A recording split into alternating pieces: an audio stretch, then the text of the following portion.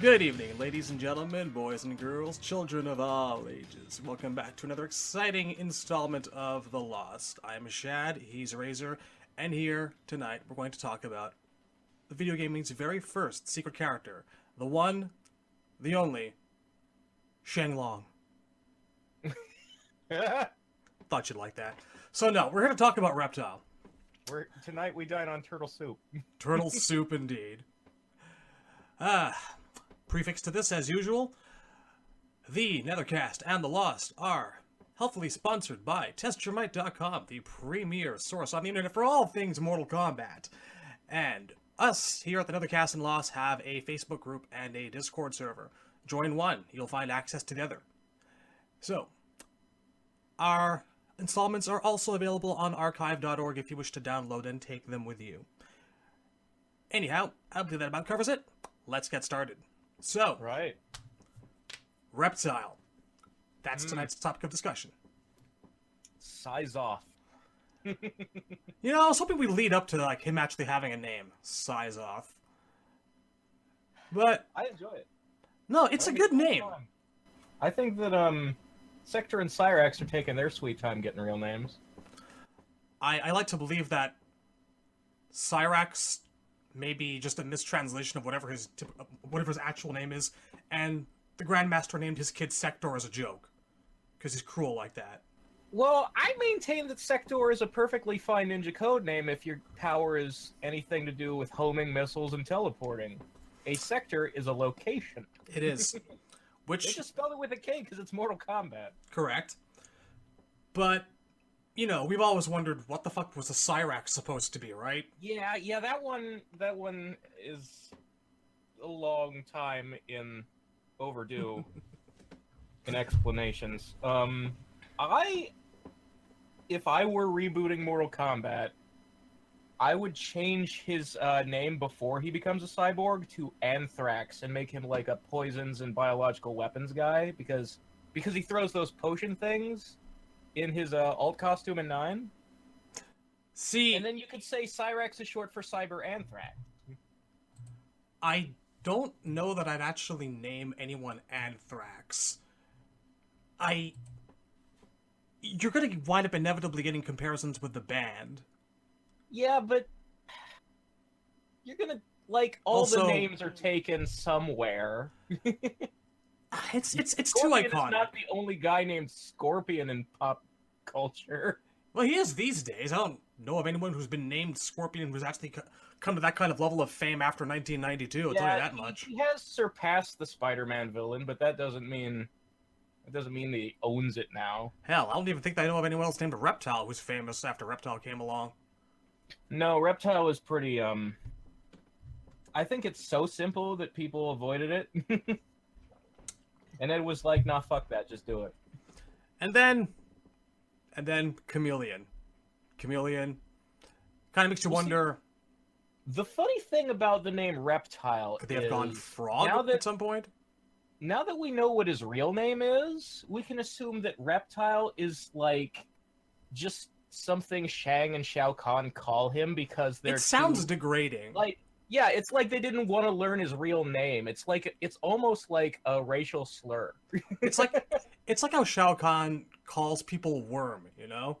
It's like if you were the servant of a creature from another species and he was just, hey human, do the thing. Yeah, Hey, pretty human. much. You know, That's and he probably never how we goes got by his your name. It's never been That's basically what it is. it's never been canon, but I've always something like that.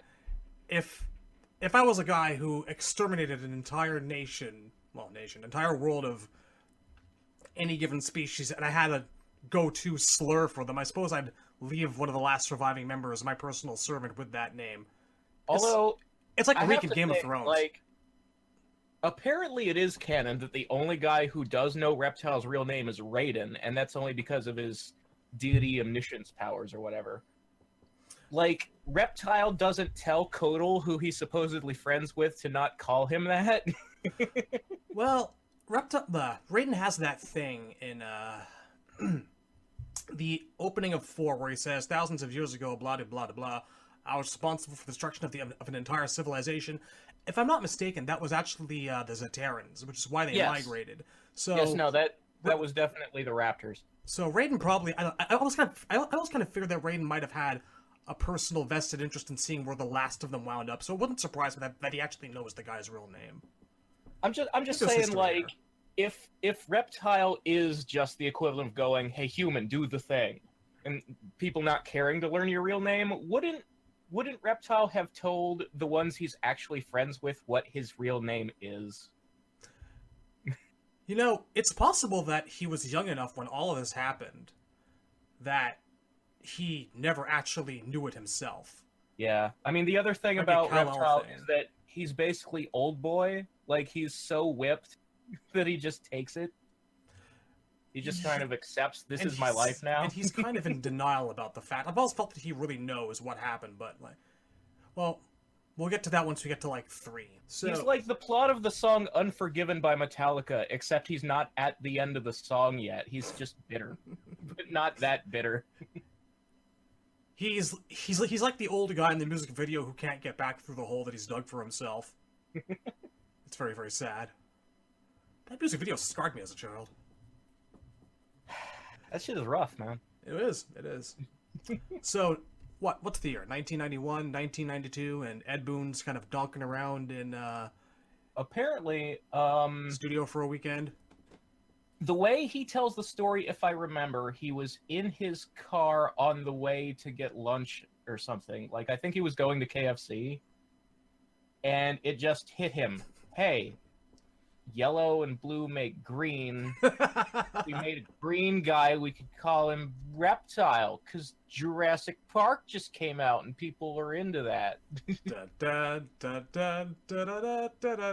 he actually say that Jurassic Park played an influence? Maybe? I think. I feel like that was a couple of years later. Wasn't that 93? It might have been a little bit later. But I forget what his reason was for... Maybe he just said, I just like reptiles. The notion of a secret character, it was clever. It was something that had never really been done before. Jurassic Park came out in 93, so... So I'm right. Excellent. Although it was based on a book. True, he might have read the book. It's possible.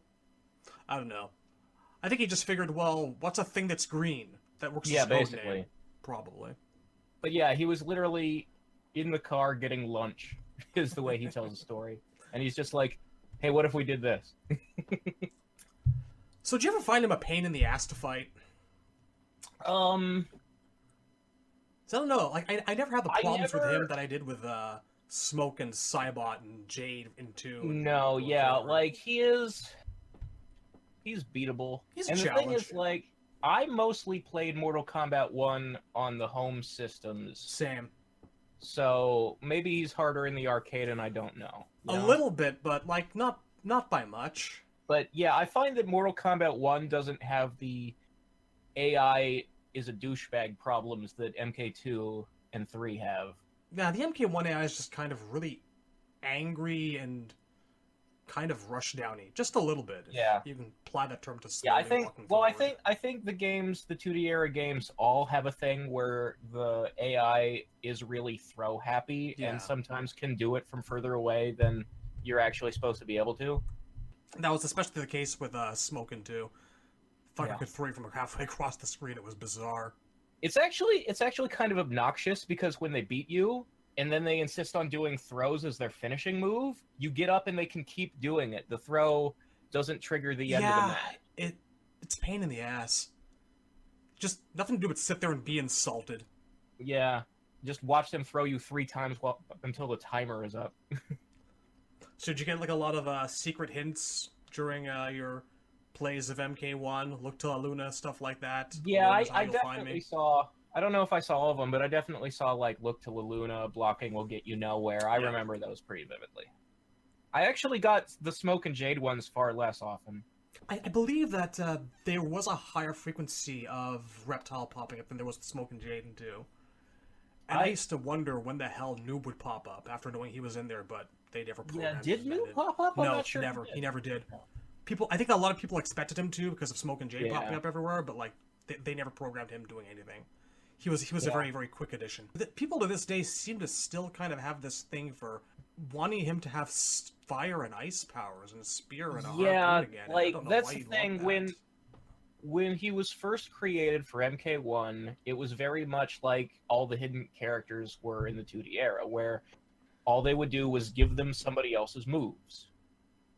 And so Reptile had Scorpion's moves and Sub-Zero's move, which isn't canon and never has been. And there's still people out there who just want the ninjaist of the possible ninja.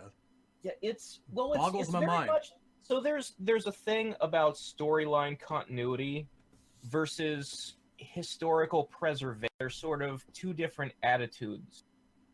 Where it's like, look, if I was remaking Mortal Kombat 1, I would change the outfit some, and I would add more moves, and Reptile would spit and have force balls. But there are people like the NKHD team who are like, no, let's just make it an up-res. Let's make it a perfect recreation of the arcade game. And I'm like... In the sense of historical accuracy, I understand that. I would Yeah. like... I mean, if they were ever to remake the entire game from the ground up and, like, retell everything properly, then, yes, I give them the spit and the ball, but... if it's just, like, a palette upgrade, it's just graphics, leave it be. Like, I understand the desire for that. I'm not in the audience for the exact remake. I would rather have a remake that improves everything. I have often... Well, I used to, As long as they anyway. don't fucking change it and retcon stuff like 9 does, you know? Like, my I don't know if they're perfect going to be able to ideal- retcon gameplay aspects. Yeah, I think what I'm saying is my perfect ideal for a remake of a game is Resident Evil 1 remake. That's how I think it should always be done. Because they kept everything and just added a little bit more. Even as a kid, I used to think about how feasible it would be to hack into MK2's code and see if I could make it possible to have smoke throw spears upwards or exhale a smoke cloud, and I had no idea what I was trying to get myself into. But I do understand where you're coming from. Yeah. I believe it or not, I was strangely unhappy with him having a carbon copy of Scorpion's spear, but an upward spear, that would have been okay. Kid logic, right? Well, it's very much like they sort of do the same thing now, where like Ermac still has a teleport punch, he just does it slightly different from Scorpion animation wise. It's the little things. It's the Smoke small still touches. has a teleport punch, he just does it slightly different from Scorpion animation wise, and it's And so it's the suffers same if he thing misses as it. like in my own fan art when I've drawn Human Smoke, I've given him a Kusarigama, the chain on the end of a sickle, It works for and him. gameplay wise, that's similar to a spear. It's different enough, but it's similar. So I'm it's, okay I with like the the trident. idea of the homage as opposed to the direct copy. This is actually, going back to Reptile, this is one of the things I liked about his MK4 crawl move. Because I didn't like the fact that he shared a slide. And the quick crawl actually looked much more fitting to me. Yeah, I always thought it was animated kind of funny. It was, but a lot of things in MK4 were. I mean, the slide did bother me that Sub-Zero and Reptile both shared it back in the 2D era. It doesn't bother me now that they've added graphics, where it's like, okay, so Sub sliding on a trail of ice, Reptile sliding on a trail of, like, lizard slime. Like, that's difference We're enough saying, it's the somehow. little things. I just... Appreciate a bit more It's variation. because now the move makes sense within their superpowers. As opposed to, in the 2D era, neither of them really made sense to me. Like, it's sort of like, what if the Shadow Kick had no shadows on it? How are they sliding on the ground? I mean, I always figured it was something to do with Sub-Zero having ice powers and icing at the bottom of his feet or something. I don't know. Yeah, I guess. I like the visual. No, yeah. It helps, but... The other thing about MK1 Reptile is the fact that he's a hidden character is actually part of his story. And I really appreciate that. Like, he's very specifically not competing in the tournament. He is only Shang Tsung's bodyguard, and the only time you fight him is, like, lore-wise, it's like if you accidentally interrupt him feeding at the bottom of the pit. because he like lives down there because Shang isn't like giving him dinner. That's actually one of the things that like Shaolin monks conveyed pretty well. Yeah. See, that's the reason I bring that up is because it was really disappointing to me that he's actually the first match in the bracket in MK9. Because, okay, you just gave away that you got a secret dude who can turn invisible, and everybody just got there. Like, you're not saving that secret weapon, you're just, yeah, fuck it, I'll show my cards. There's an aspect there which is kind of, they've forgotten how to glorify the secrets that they used to have. It's kind of a shame. There's nothing mystical or hidden about Smoke, Jade, Ermac, or Reptile, or Noob at all. They just, now that we know that they're there, they take it for granted that we know that they're there. So they're just, they're on parade. The sub-bosses get the same treatment. Goro and Kintaro are repeatedly shat on the entirety of MK9. Don't get me started on that. We'll get there. But, let's head right back round to Reptile to keep us on topic. Yeah. So MK2 rolls around, and I think that I feel pretty safe in saying that a lot of people were really, really anticipating being able to play as him. I can't speak to that directly because I didn't. Yeah, I think a lot of appeal MK2 had wasn't just. I mean, MK2 has a lot of things going for it. It's literally all the content of MK1, but, like, doubled. And there's all kinds of new characters and these weird, colorful backgrounds. It's, you know... It is the best of the 2D era games, outside of, like, gameplay, because, like, combos are a big deal, but... Yeah, there was a lot of appeal to be found in the fact that Reptile and Shang Tsung, who were not playable in the previous game, were now playable. And then you tried to pick him up. And Reptile was the bottom tier character in the game. I don't know how they did that. I have absolutely no clue. Well, apparently all three ninjas are really low tier, and... Scorpion's workable. Sub's to the bottom. In the strategy guides, it's something about how their jump kicks have poor priority. They do, and it's very, very easy to... Yeah, that's exactly it. And... anyone going for an uppercut on one of the ninjas is going to probably get it. That's how bad their jump kick priority and animation is. But Scorpion at least has an out for the teleport punch, and he's got combo potential. Sub-Zero has a little bit of that, and he has the ability to knock you around and slip you up a little bit. And he doesn't have a lot to work with like other people do, but he's got some tools. Reptile's got nothing. Reptile is the worst character in all of fighting games, and I challenge you to find me someone who stands less of a chance in a game than he does. Because, he's got the slide, then he's got an acid spit, which does piddly damage and loses on every single trade. And God help him, the force ball takes something like 3 seconds to come out of his hands. There's no way anyone at all, should be getting hit by that force ball. And it's even better. If someone jumps over that force ball, it just detonates. There's no kicking them back onto it. It's just instantly useless. I feel like they were playing a cruel joke on the character. I don't know. I wonder how much the developers, being aware that they accidentally made Reptile the shittiest character, colored how they treated him in future games. I've often wondered the exact same thing. He got a bit better, though. He never quite shat the bed as poorly as he did here. He's much better in Ultimate. Yeah. Like, once you have the variety of the fast force ball and the slow force ball instead of just the slow. He was a valid choice. The dash elbow, all that stuff really, like... Still not up there compared to what other people could do in Ultimate. But I mean, you can do anything compared to Cabal. But it was an improvement. I mean, it's Cabal's world and we're all just living in it anyway. You want some buzzsaws, son? You're getting buzzsaws for your birthday, bitch. Where do they even come from, though? I can't wait till the Cabal retrospective. Holy shit. Magnets, son. How do they work? Basically.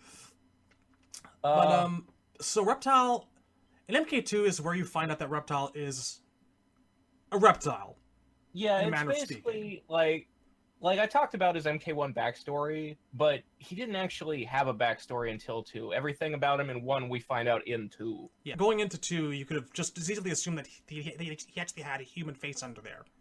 You'd have been wrong, as is evidenced by the that's actually wonderful... sort of something that's a pet peeve of mine with the fandom, is when people talk about the idea of human reptile, and it's like, even in MK2, when he does the spit, or his fatality, you can see that he's peeling off a mask. It's always been a mask. He never actually had skin. It's a disguise. It's just the ninja aesthetic at work, man, and the desire for that ninja aesthetic. Like, also, a little bit of an odd touch was the fact that they never added a frozen sprite for Reptile's face. Ever seen that? If Reptile swaps projectiles with Sub-Zero, he's got no face when he's frozen. I do remember having seen that before. It's hilarious. Yeah. But, speaking of Reptile's face, how'd you like that, that ending render, huh? Yeah, he's like literally got a velociraptor's head. Like, his snout sticks way out there. Like, it's impossible he could fit that in this human disguise. It doesn't even look like the gameplay sprite at all. No, it doesn't. Although, I do like the tongue fatality for a Sheriff Fridge Whore. Seeing that as a kid, kind of disturbing a little bit. Just for the sheer length of the goddamn thing. It's creepy. Yeah, I always kind of liked it, because after he eats the head, he then rubs his stomach and goes, mmm. And it's... They brought it back in later games and left the tummy rub out, and it bugs the shit out of me. He should be rubbing his tummy again. It should be an adorable thing he does. He's like a That's pet. the part that makes that fatality. And he looks so very happy after he's eaten it. It's probably the first decent meal poor bastard's had in a while, but now that he knows his history. There's something else about Reptile at MK2 compared to in future games. And it's a story thing. It's the fact that, like... So his MK2 ending, which reveals, about the raptor species and everything, it says they're still endangered and that there are others alive besides him.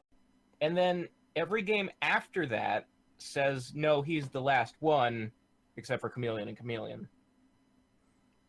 So I always sort of imagine it as, like, it's not a retcon, it's that the others died between MK2 and MK3. Like, they're in the process of going extinct in real time during the game. I figure that, what it is now is the fact that they're probably by MK2 or 3, no more than a couple hundred specimens left scattered all over Outroll, I'm guessing. Maybe, if even that.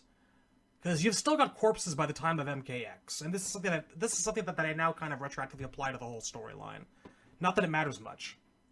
But if they're out there, they've probably been banished by Shao Kahn so far out into the wastelands that Reptile probably can't find them. Well, the impression I always got is that the thing they're going extinct of, like the thing that's killing them, is basically they're being worked to death as slaves. Yeah. By Shang and Kahn. Exactly. And I'm pretty sure that's what Reptile's MK2 ending says. Let me go back and verify that.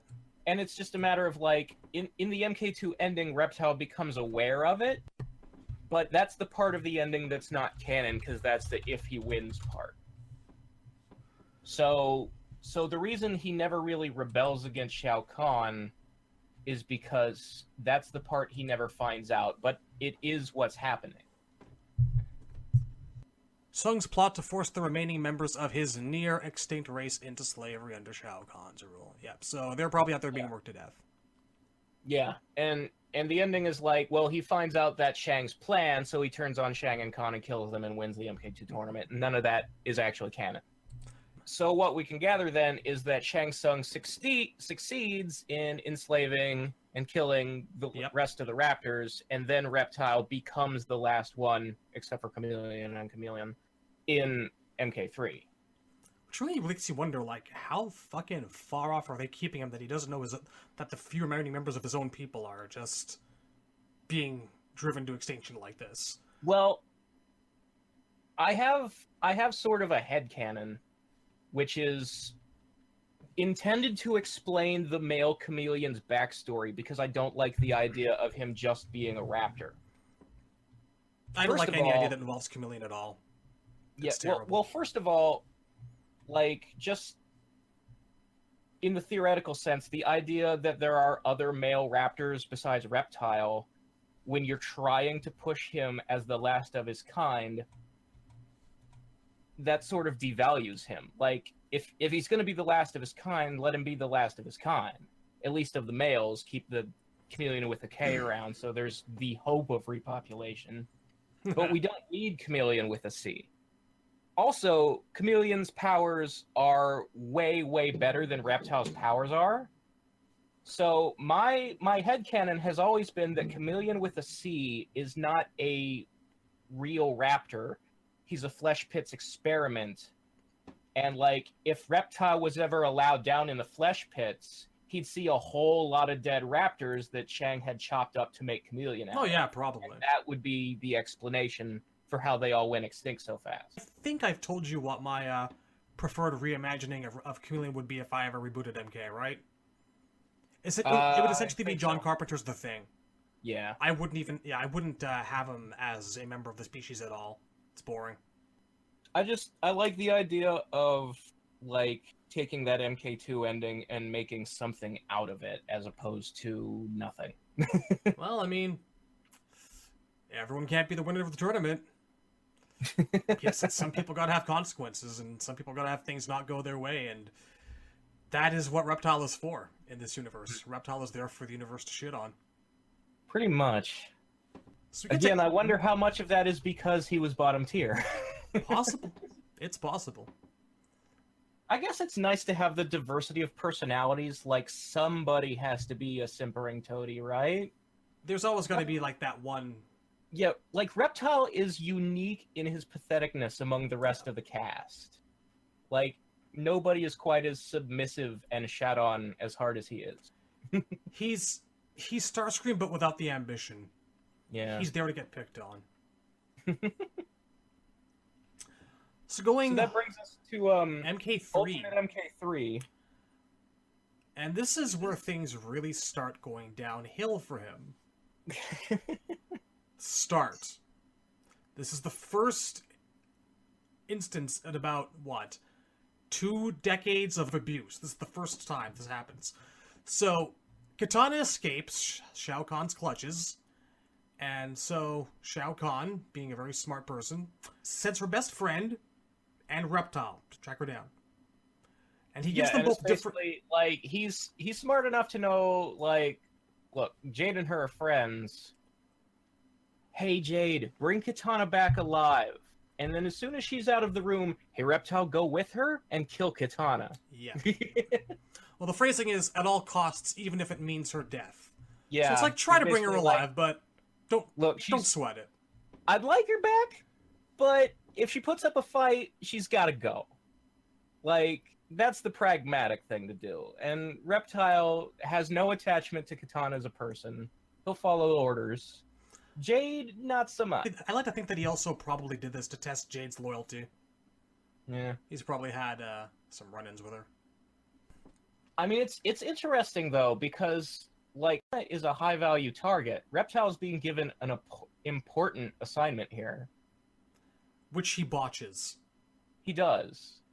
I'm just saying he's being given an important assignment, which is usually not the case.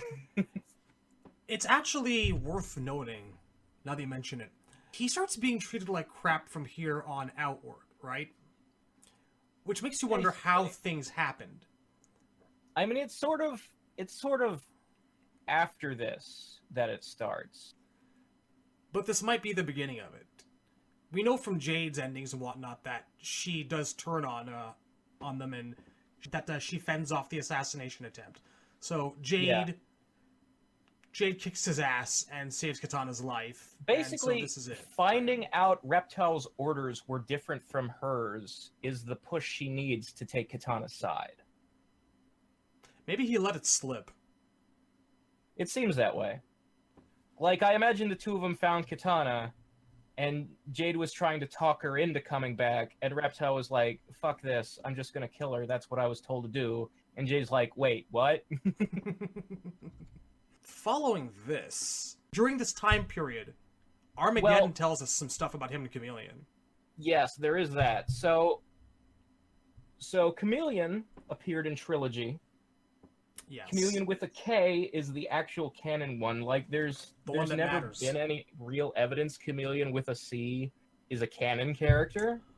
Look, he's the best of the best, and he's has a backstory. He's watching and he's waiting.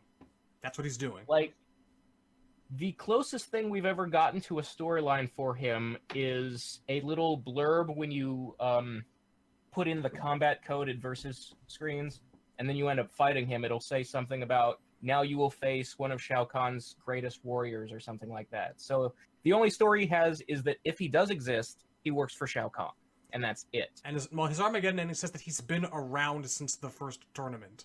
Lurking. Yeah. Hiding. Watching. Which is basically the default thing they give anytime they create a palette swap and they don't have a story for them. They just, like, Ermac had that in Ultimate before he got his real backstory in Trilogy. Yep, the ultimate secret assassin. Except that in Chameleon's case, he just spent the entire time behind a pillar rubbing his hands together with glee. They'll see. Oh, yes, they'll see. Like, if you're a ninja, before you have a story, you're Uatu the Watcher. Those are the rules. Pretty well. But yeah, so the female Chameleon actually comes to Reptile at some point over the course of MK3. And she tells him everything. Yeah, and she's like, look, here's the story behind our race. We're going extinct. It's Shao Kahn's fault. Help me kill him. And Reptile's like, yeah. But then he gets to the throne room and he's like, I'm scared. I don't want to do it anymore. He refuses to believe it. Because he's just that dumb. No, I think it says something about him, like, going along with it, but pussying out at the last minute. Okay, yeah, here it is. It seemed I had been given my chance when Reptile agreed to join forces and slay him, but once again Reptile fell under Shao Kahn's influence and turned against me. I barely escaped with my life. That was it. And you can read that how you want, but it's like... To be fair... He plainly can't do it. Let's bring back our species the slow way...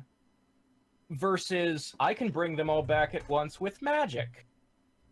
Which is what every villain tells Reptile to get him to work for them. This is proof that Reptile has never known the company of a woman. Yeah. Never. Yeah. And this is what starts the 20 years of jokes. Still holding that V card. How has nobody photoshopped his face onto the 40-year-old virgin cover? How has it not happened? It's a shame. I'm going to be saying that a lot tonight. It's a shame. Reptile's entire story is a story of shame and embarrassment and lowered expectations. That's why we're here. So then Shao Kahn loses MK3, and Earthrealm and Edenia are both split off from Outworld and become realms of their own again. When that happens, Reptile somehow accidentally ends up in Edenia. And being a carnivorous reptilian monster, as he is, he defaults to killing and eating a lot of people. Until the Edenians catch him. And they put him on trial for genocide because he used to work for Shao Kahn. So, yeah, he's kind of guilty. What's the source on him actually killing people while in Edenia after MK3? I don't remember that. Well, I have to assume that that's how they caught him. Because otherwise, how would they know he's there if he actually did the smart thing and stayed hidden? You're counting on Reptile to do a smart thing here. That's your first mistake. Well, I'm saying he probably did the opposite. I mean, I don't know. He didn't necessarily run around doing a lot of killing. See, I can imagine, like... I can imagine Jade being really raw about the assassination attempt and making it her first priority to try to find the guy. Or being... Sure. Them being around when the realms kind of went Reptile, back to normal. Reptile is the only Outworlder who accidentally ended up in Edenia. I think it might have been location when the realms unmerged. Yeah. I think that there's You still have to assume, though, Reptile eats people. That's his diet. That's his normal day. Are we sure? He might be I mean, vegetarian. usually they're the corpses of people who've already fallen in a pit. In some games, in the ones where they actually let him have like dialogue, like fight intros in MKX or Shaolin Monks, he talks a lot about how he likes to eat people. This is like, true. I'll rend your flesh. I'll human consume meat is kind of his thing. You. Yeah. And it's why I always say that, like, look, even if Reptile didn't have, like, the sad and pathetic backstory, like, that's the only reason that you feel sorry for him. Like, he's not a good guy character. No, he's terrible. Like, It's been he implied. could never fight on the side of the Earth Realmers. Even if he turned against Shao Kahn, he'd still be bad because he eats people. That's his thing. Which actually kind of also leads me to discuss briefly the fact that he's one of the very lucky people that's had a stage named after him. An area of his own. So MK4 gives us Reptiles Lair. He's technically had two of them, because the one in Armageddon is different enough from the one in MK4 that I don't think they're the same place. Possible. Maybe he rebuilt. But, there are people chained up in, like, the shadows back there, is what I'm getting at. Yeah. And there's a giant snake running around in Shaolin Monks. He's got these weird, like, torture chamber things where it's, like, shaped like a big skull and there's, like, a glass tube and inside is, like, prisoners. Reptile's a man of taste. It is, it's one of the better stages in the game. Like, it's just pretty cool looking. If things hadn't gone the way that they did, I'd have had quite a career as an interior decorator. Basically. I outsource my services. I like his aesthetic. He's got an eye for wallpaper.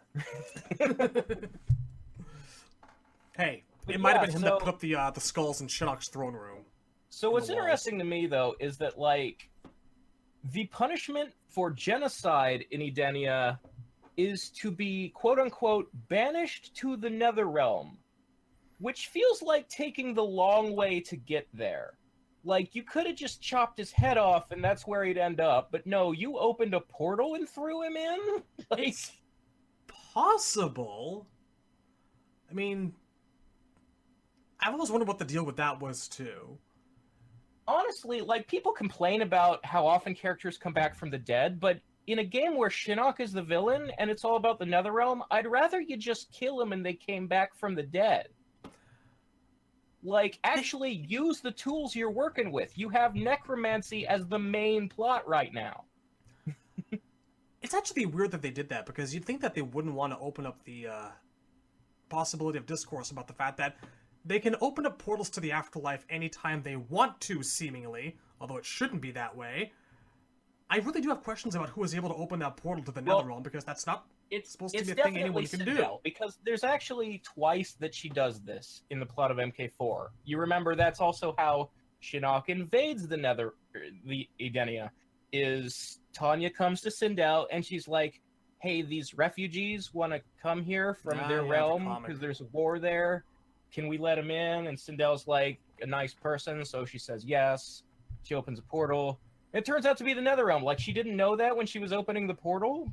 You can't How do you open tell a the portal, destination of the portal. Yeah, like, how do you open a You're the portal one and not know opening it. where it's going? Like, you're just picking a feather out of the air at random? What the Christ? It raises so many Many questions about, like, the mechanics of portal opening.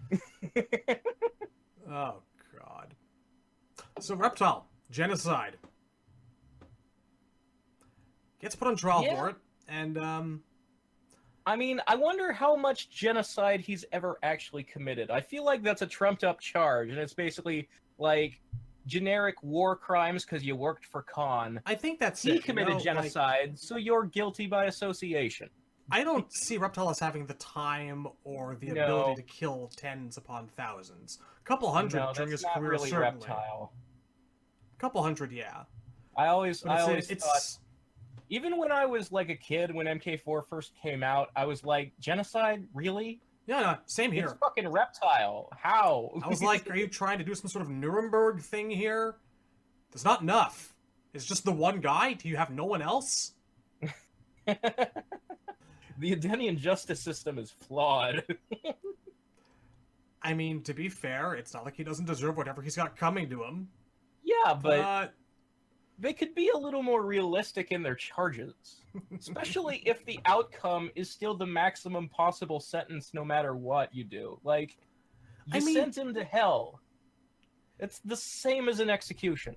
He's already guilty of attempted regicide. I'm amazed they bothered with a trial. Yeah. Yeah, he tried to kill a princess. That's canon. Yep. So, terrible things happen, and he winds up striking a deal with Shinnok once Shinnok invades. Yeah, Because Shinnok's base. Well, you know, he lands in hell, and he does have history as a soldier for bad guys. So Quan Chi and Shinnok are like, you want to work for us? And he's like, what do I get out of it? I will send you back in time to before your people were extinct. Like, Shinnok has time travel powers, he says? he probably doesn't, but Reptile believes him anyway. No, yes, I'm sure he made that shit up, because as we find out in his ending... If he had time travel powers, he'd be abusing them so much. Yeah, he'd just go back to before Raiden beat him and win. Poor stupid gullible bastard. But no, as we find out in Reptile's ending, Shinnok never had any intention of keeping his end. He's not a god of his word. All deals are off! Pops his head like a zip. That's still probably the best MK4 ending and still the saddest one. It's, yeah, It like, really started setting the tone for the abuse that followed. I've seen people complain about the idea of a character dying in their own arcade ending. But that's just Reptile's life. I love it. I think it's the best. Like, not for every character. No. I mean, you've just got to have that one character in the cast who's a complete total moron and a patsy. And for MK, that's always going to be Reptile. So this is also around the time when he starts devolving. Yes. Well, so there's kind of a nitpicky point about when the devolving actually starts. Because MK4, like, his form in that game, except for the fact that Tobias redesigned his hands to only have 3 fingers, which is just weird. I forget about because they that go back tiny to little having detail. 5 in Deadly Alliance anyway. Oversight. Except for the hands. Reptile isn't devolving yet in 4. This is just what he looks like without the fake skin on. This is him minus the ninja disguise. This is his true form. I want to counter that point by reminding you that he's wearing purple parachute pants. Well, yes, everybody That is a was just sure stupid. sign of mental de-evolution. I'm sorry. You can't counter that. You have a fair point. His brain might have started to go before his body did. Today I But- shall dress like a champion. I've always thought that costume was dumb as hell. Ugh, no argument out of me. I don't know what Tobias was thinking. I mean, I kind of see where, like the robot diaper is supposed to be a connection to what Motaro was wearing in 3. Like, this is supposed to be Outworld has technology now, and this is how we're showing it, is Robot diapers? cybernetic underpants. Was this something that Kano smuggled into the realm? Yeah, basically, like, here, guns and robot underpants. They have pistons. Missile launchers, robot underpants, cybernetic attachments. Man, the 90s were weird. The 90s were a time of gaudy dress and pouches. Jim Lee I'm actually and amazed Rob that Liefeld have a lot to answer for. I'm actually amazed that MK isn't like stuffed to the brim with pouches. They were all the rage. Yes, they were. It's also odd in retrospect that Jax never carried a gun shaped like a giant toaster on a stick. Let's count our blessings, because holy shit, those guns. The last thing I want is him raiding Cable's inventory. Yeah. Hey, maybe we can ask Goro for a loan. Waka waka. Those of you who are really in know what we're talking about. We're not going to explain it. Let's move on. One day we'll do an episode on that. But that is not this day. So I don't think that Reptile actually gets a lot of closure for what he does during 4. No. Apart from failing. He gets a bio, and since he doesn't really die, his ending didn't happen. Nothing really happened in his ending anyway, except him dying, so it wouldn't have been useful as information. He just winds up getting his ass kicked at some point, you assume. He agrees to work for Shinnok. Shinnok loses, and nothing happens to Reptile. He just ends up back in Outworld, finds his way back to Shao Kahn, and goes back to doing the bodyguard gig like he always did. Takes up his position in the hallway and goes to sleep on the stone-cold floor. And it's same probably nobody even noticed he was gone. I like to think that that's also the case, yes. Oh. It's been a while since I've seen you here. Where have you been? You get no pay this week. Oh. Wah, wah. Poor choices. Poor choices indeed. So now he spends the next 10 years de-evolving. Well, now, there is a question of how much time... So there are 10 years between MK1 and Deadly Alliance. I don't know how much time there is between MK4 and Deadly Alliance. It's somewhere between 2 and 4 years, depending on whether you go by some vague line that might not be canon about when MK4 was set versus when the game actually came out on the shelves. It doesn't matter. The point is, a few years goes by. It's 7 to 10, something like that. Yeah, the next time we see Reptile, he's not doing well. Looks like a giant iguana. Or as everyone said when that game came out, Lizard Man? Is that you? Yeah, Lizard Man. Like, Ed was really in love with Soul Calibur. He really was. Like, it tainted every aspect of the 3D era. that might subconsciously be why I don't play the Soul Calibur games anymore. It could be. It could just be that the Soul Calibur games haven't been good since 3. Also true. Last one I really played was 2. But, so, Reptile looks like an iguana now. And if you, like, his own story also tells us that his brain is devolving just the same as his body is, and he now suffers from basically schizophrenia. Yeah. He is seeing and hearing things that aren't there. He's hallucinating. He has a poor memory. He's behaving even more like a pet dog than usual. Yeah, he's really not in any way, shape, or form the person he used to be. Yeah. And the reason given for this is because he's allegedly spent too much time away from a matriarch of his species. Yeah, apparently the way the raptor race works is that they have a queen, and that queen somehow has the power to control their evolution. So because Reptile is the last of his kind and there's no matriarch, unless Chameleon is one, and he hasn't seen her since Trilogy. Since he's been away from his people for so long, he is devolving back into a more dinosaur-like creature. Because we kind of skimmed over it before, but the origin of the raptor species is that they're actually from Earth Realm. And they evolved from the dinosaurs, and they evacuated Earth thousands of years ago because Raiden and Shinnok were having their little war, and a whole lot of raptors died in the crossfire. And they all moved to a realm called Zetera, and then Zetera ended up being conquered by Outworld, by Shao Kahn. They've just not had a good time of it. Yeah.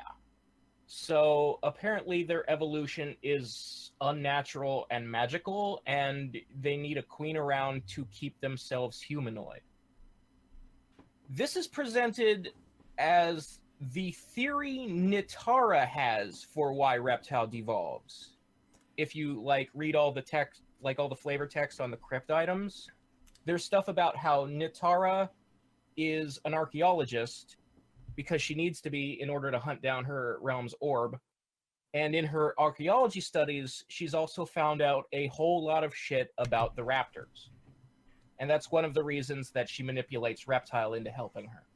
I like the fact that the vampires have archaeologists.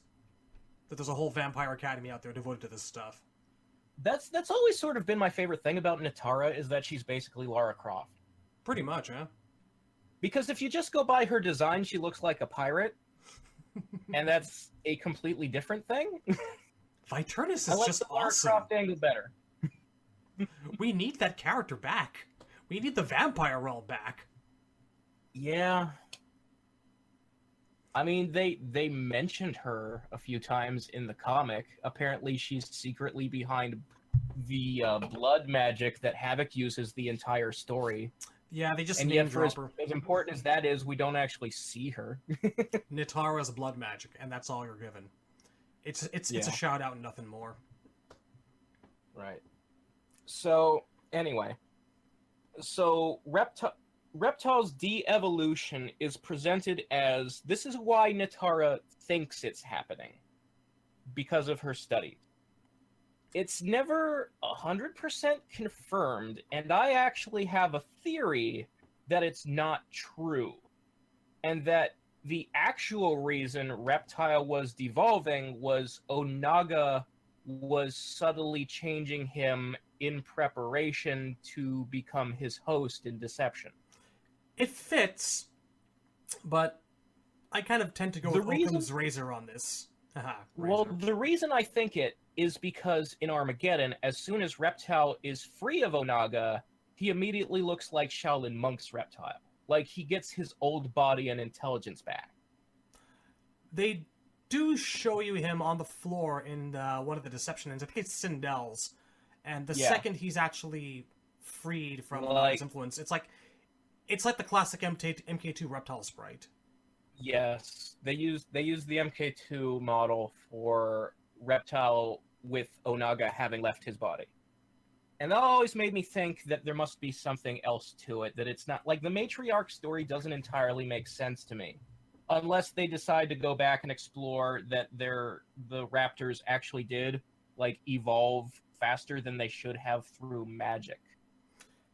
I mean, it's possible, and it's even possible that both of them are true and that Onaga was actually subtly aiding the de-evolution himself. Because I mean, they do hint in Deception that Onaga was like secretly had a lot of plates spinning and was guiding things to make his return come true. not out of the question. I don't know. It's a theory. It's a good theory. I do But- like it, but Yeah. So it's a very involved theory to go into if there's no actual... It's possible that they just wanted to have something Yeah. to work with. In case But- they were going to do something with Chameleon but further down the anyways, line. as far as the de-evolution goes, like a lot of people sort of mistakenly think that Reptile's true most evolved form is human Reptile with like pink skin. No, that's just him wearing an And that outfit. MK4 was part of the de-evolution because there is a picture in the Deadly Alliance crypt. There's an art piece that shows UMK3 Reptile, MK4 Reptile, and Deadly Alliance Reptile. And the picture was just intended to show how his character design has evolved from game to game. But a lot of people misread it as though this is the path of his de-evolution story-wise. And it doesn't really work that way. I don't look at it so much as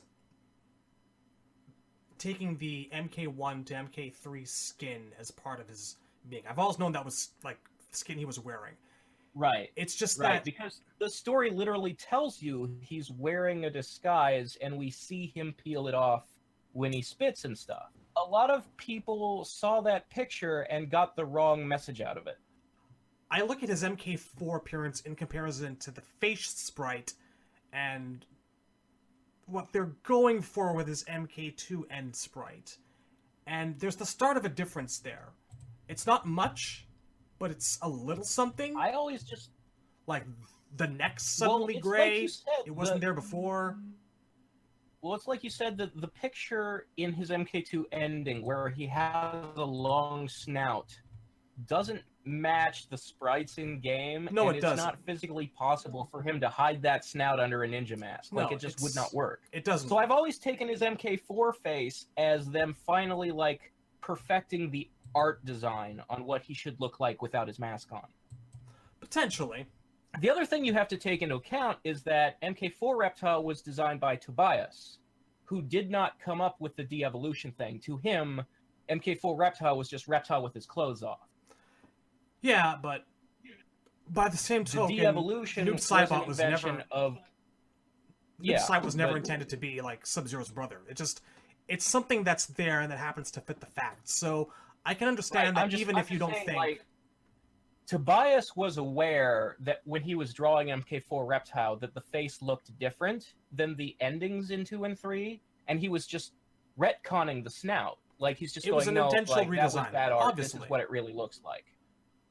But still, though, what you have there is something that can fit the notion of a change from his MK2 form, which can fit the facts. So I get why people do make that assumption, Yeah, like, skin aside. I understand the source of the confusion. I'm just saying it's incorrect. It works. It fits. It's all right. Right.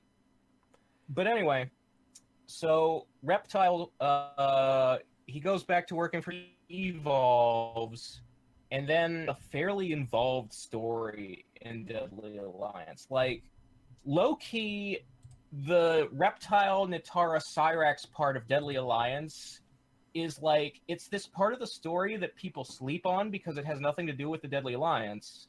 But it turns out to be the most important thing going on around at the time. Part. And actually, It's actually the most important part because it sets up deception. I actually always found it the most fun bit. Yeah. So Reptile is sent out. Shao Kahn is sitting in his castle, and he's like, Kitana and Goro's forces are getting close to the castle.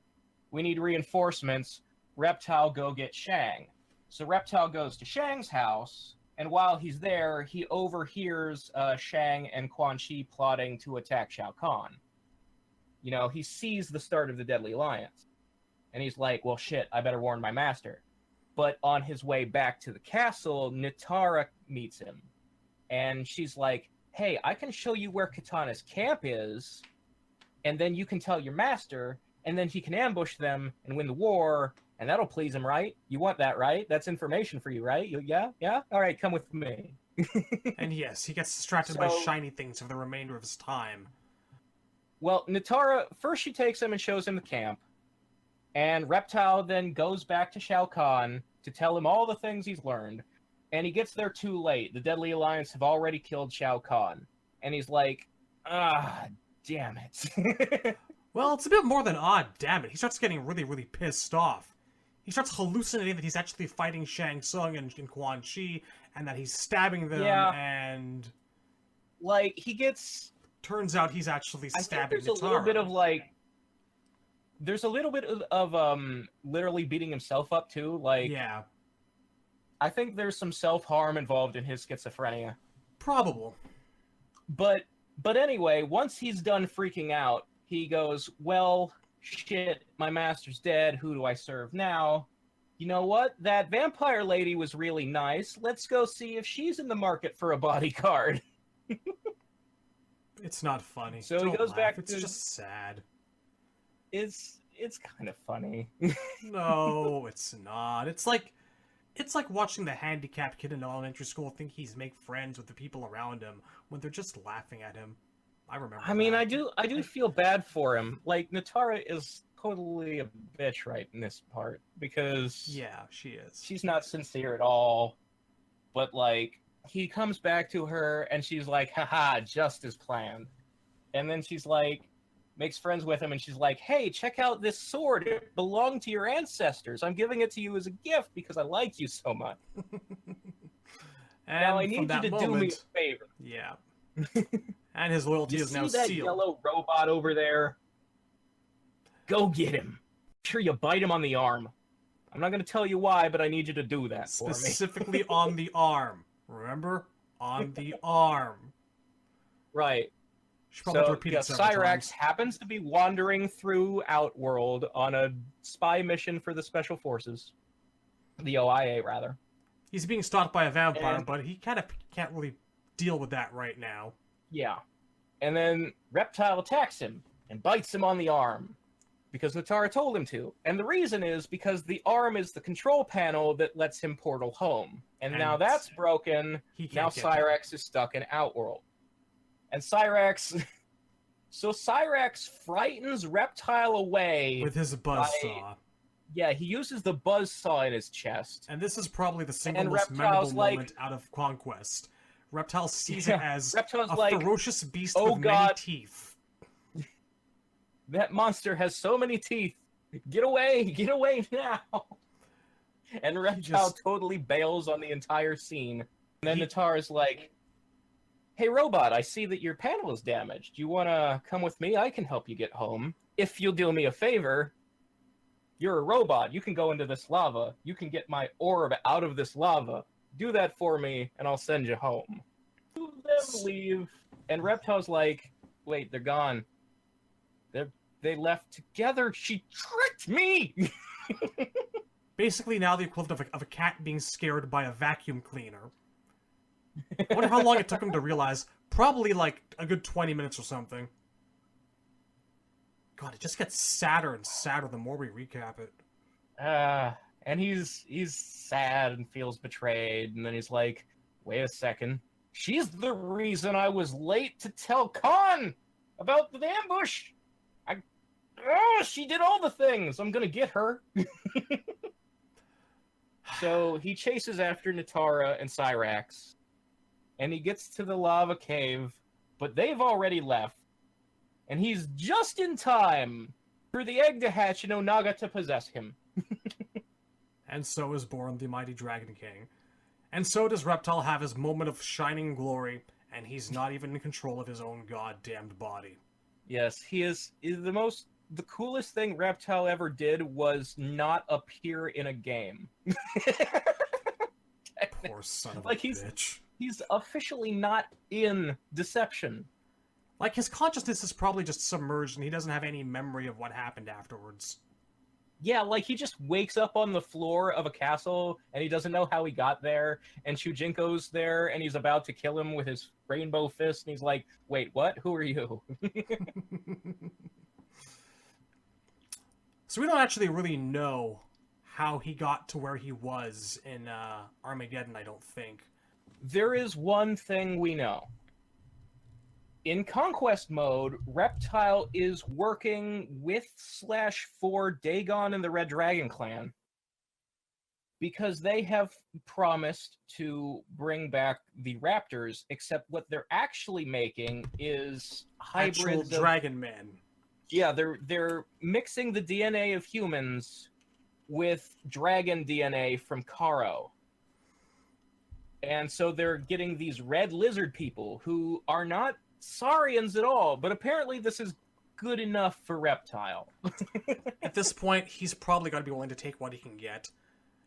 And it's been a while since I've seen the Armageddon Conquest line, but if memory serves, he doesn't seem particularly bright, even having been restored to himself. He has a better command of the English language than usual. Like, his voice actor doesn't even slur the S's. Oh god, I remember that though. See, that strikes was- me as inherently wrong.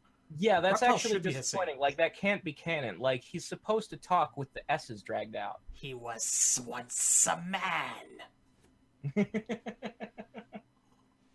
Literally. That's basically all Reptile gets in Armageddon, which is a shame because Chameleon came back. That's actually kind of sad. The two of them got about as much as each other. I mean, I kind of hate to say it, but But I almost feel like there is, just in the fact that he's not working for Shao Kahn for once, there's some kind of growth suggested by that. I don't know what it is, because there's no actual story there. I'm just saying, if you were to remake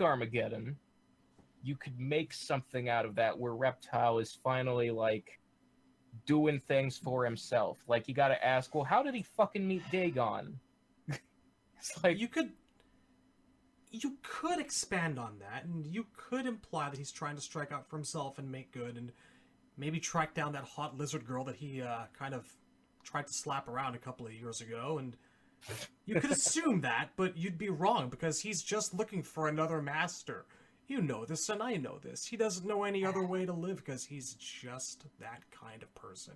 It's true. Something in his psychological makeup that doesn't revolve around his evolution, his character. He's a sub, man. Yeah, he literally identifies as a sub. He's a bottom. It's the truth. And I hate to say it, but it's not like the new games have done him much of any favors at all either. Well, the comic kind of a little bit. I mean, between... and X does do a bit for him. Yeah, between X and the comic, you get the impression that for once in his goddamn life, at least he's working for a guy who he's friends with. Shao Kahn being dead in the new timeline actually does him a world of good. Kotal actually appreciates the poor bastard. It's probably the main reason that I tend to appreciate Kotal being around as a character, is because he kind of validates Reptile's entire life. Reptile does spend most of X not being slapped around for once. And I mean, he's still losing fights, but it's refreshing to actually see being treated as a valued member of a community. It's fortunate that X, actually did something for him. Because 9 was so bad for him that he's the only character in the game who doesn't have a speaking line. Yeah, he just, he climbs up a building, throws a stupid wall of acid at bullets, which makes zero sense. No, he spits, and the mist makes a bulletproof wall. It was not a good scene. It was written very badly. It's a problem. But hey, at least his design was one of the more inoffensive ones in 9, right? Yeah. I liked his alternate costume. I thought they were both pretty good. The primary bugs me, because it's one of those ones like Scorpion and Katana where they didn't even try to make it look like the 2D era. They just made a completely original outfit. I felt that they were kind of like hopping on the fact that... I don't have a problem with that if you're making a new game, but when you're retelling an old game, you don't fucking do that. See, least of those problems for me is Reptile, because Liu Kang was wearing this gigantic fucking belt. That always bothered me. At least it was red. I always appreciate any attempt to differentiate the ninja aesthetic from one another, and I like Nine's... Reptiles are evolved from birds fish to have going on with the beak, and I rather liked it. 10's is better. I don't like the beak mask. I'm okay with it. It's nice. It's weird. Reptile's a weird guy. Like that, if they had reversed the order, where like the ninja-looking outfit was his primary, and the other was the alt, I would be perfectly happy. I have no complaints either way. I enjoy them both. And honestly, I will take it over that weird thing he appears to be wearing in 4. The brown thing around his jaw. Yeah. What was that? It's like the mask you put on a dog so they can't bite. A muzzle. But it's like a rubber muzzle. It's weird. He's wearing a rubber muzzle, yeah. It's weird. And maybe it's a sex thing. I would rather it not be a sex thing, but it's probably a sex thing. Who are we kidding? It's Reptile. He doesn't know what a sex thing is. Quan Chi told him to wear it because it's a sex thing, and then didn't tell him it's a sex thing. So, I guess this brings us to MK10 and what we think our favorite outfit is. And, okay, yeah, we're good to go. So, his MK10 outfits. We didn't discuss those yet. And, gotta say, I'm kind of a fan of both of them. In particular... I like the primary a lot. I have some nitpicks about the alternate. It's the same thing I have with a lot of the X costumes where there's too many belts. I remember like the first look that we ever got at the alternate was actually in the MKX comic. Yeah, and it was because- miscolored. Yeah, it was all white, and everyone thought it was smoke, and we're wondering what the fuck he was doing with Kotal Khan's army. It just I kind of gathered from the line art because he looked reptile-ish. he looked So I reptilian. figured, okay, that's a reptile costume, but why does it look weird? And I kind of guessed the coloring was off because if you read comic books enough, you kind of get used to seeing the A lot of colors wrong. miscolorations, yeah. There were even some people who were thinking that might be Chameleon, and I'm like, I can understand that, but why though? Yeah. I think if it had turned out to be Chameleon, like I would have been surprised that he's an MKX, but I don't think I would have been disappointed. Like I'm kind of Yeah, that was it. I was like, if that is Chameleon, well, way to give him a fucking amazing outfit. at this point I'm just happy to see the obscure pulls anymore, even if they're characters I didn't used to like. It's true. Like, we're in a time and an age where the series has so much exposure that we are lucky if they throw us a bone for obscurity like that. So, I'm probably a little bit more attached to the alternates, just because of, I don't know, that memory and seeing him, and it's like, you know, Doctor Who, your first one's your best, your favorite, sticks with you. Yeah, I can see that. I don't hate the main at all. It's good. I like Well- the bone armor carryover from Deadly Alliance, and I do like the default mask better than the alternate. Yeah, the mask is really what does it for me. And like this will go when we talk about our favorite costume, it has a lot to do with that same mask. So I'll save the detail of that for when we get there, but like I like the primary because it's basically just a ninja outfit. Like it's got a lot of nice detail on it to make it something new, but it's totally pants and a V. Yeah. It's an outfit I think that actually made everybody really happy, because you had contingents of people who wanted that whole ninja aesthetic back, and for all that I have issues with that mode of thought, I understand the aesthetic appeal, and it's a nice compromise. If I did have one complaint about the primary, it's I wish he had an undershirt because it bothers me when like the mask is connected to nothing, the hood part of it. Like the fact that a ski mask exists in Outworld seems weird to me. For situations like this, I feel like there's probably a strap inside the helmet itself. I'm looking at the renders right now on the good old MK warehouse, and the alternate seems to have straps that go outside of his wraps or Yeah, his the headpiece. alternate's like got an executioner hood thing going on Yeah. where it's connected to his shoulder pads. I like that. The primary, the hood is just a ski mask. Like and I'm not okay with Outworld having clothes that I can buy at the store. I want the hood to be connected to a thing. That's all. It's a stylized ski mask, though. Yeah, I mean, it has to be made to the shape of his goofy raptor head. I'm a fan of the gauntlets, actually. The gauntlets, the forearm guards. Hmm. They don't look like your typical ninja aesthetic. Like, they actually look customized to him. Like, they might be something that he made or Are we talking about the primary or the alt? primary here. Primary. Yeah, he's got like little spikes on the end of them. It's almost like he's hiding Baraka blade extensions.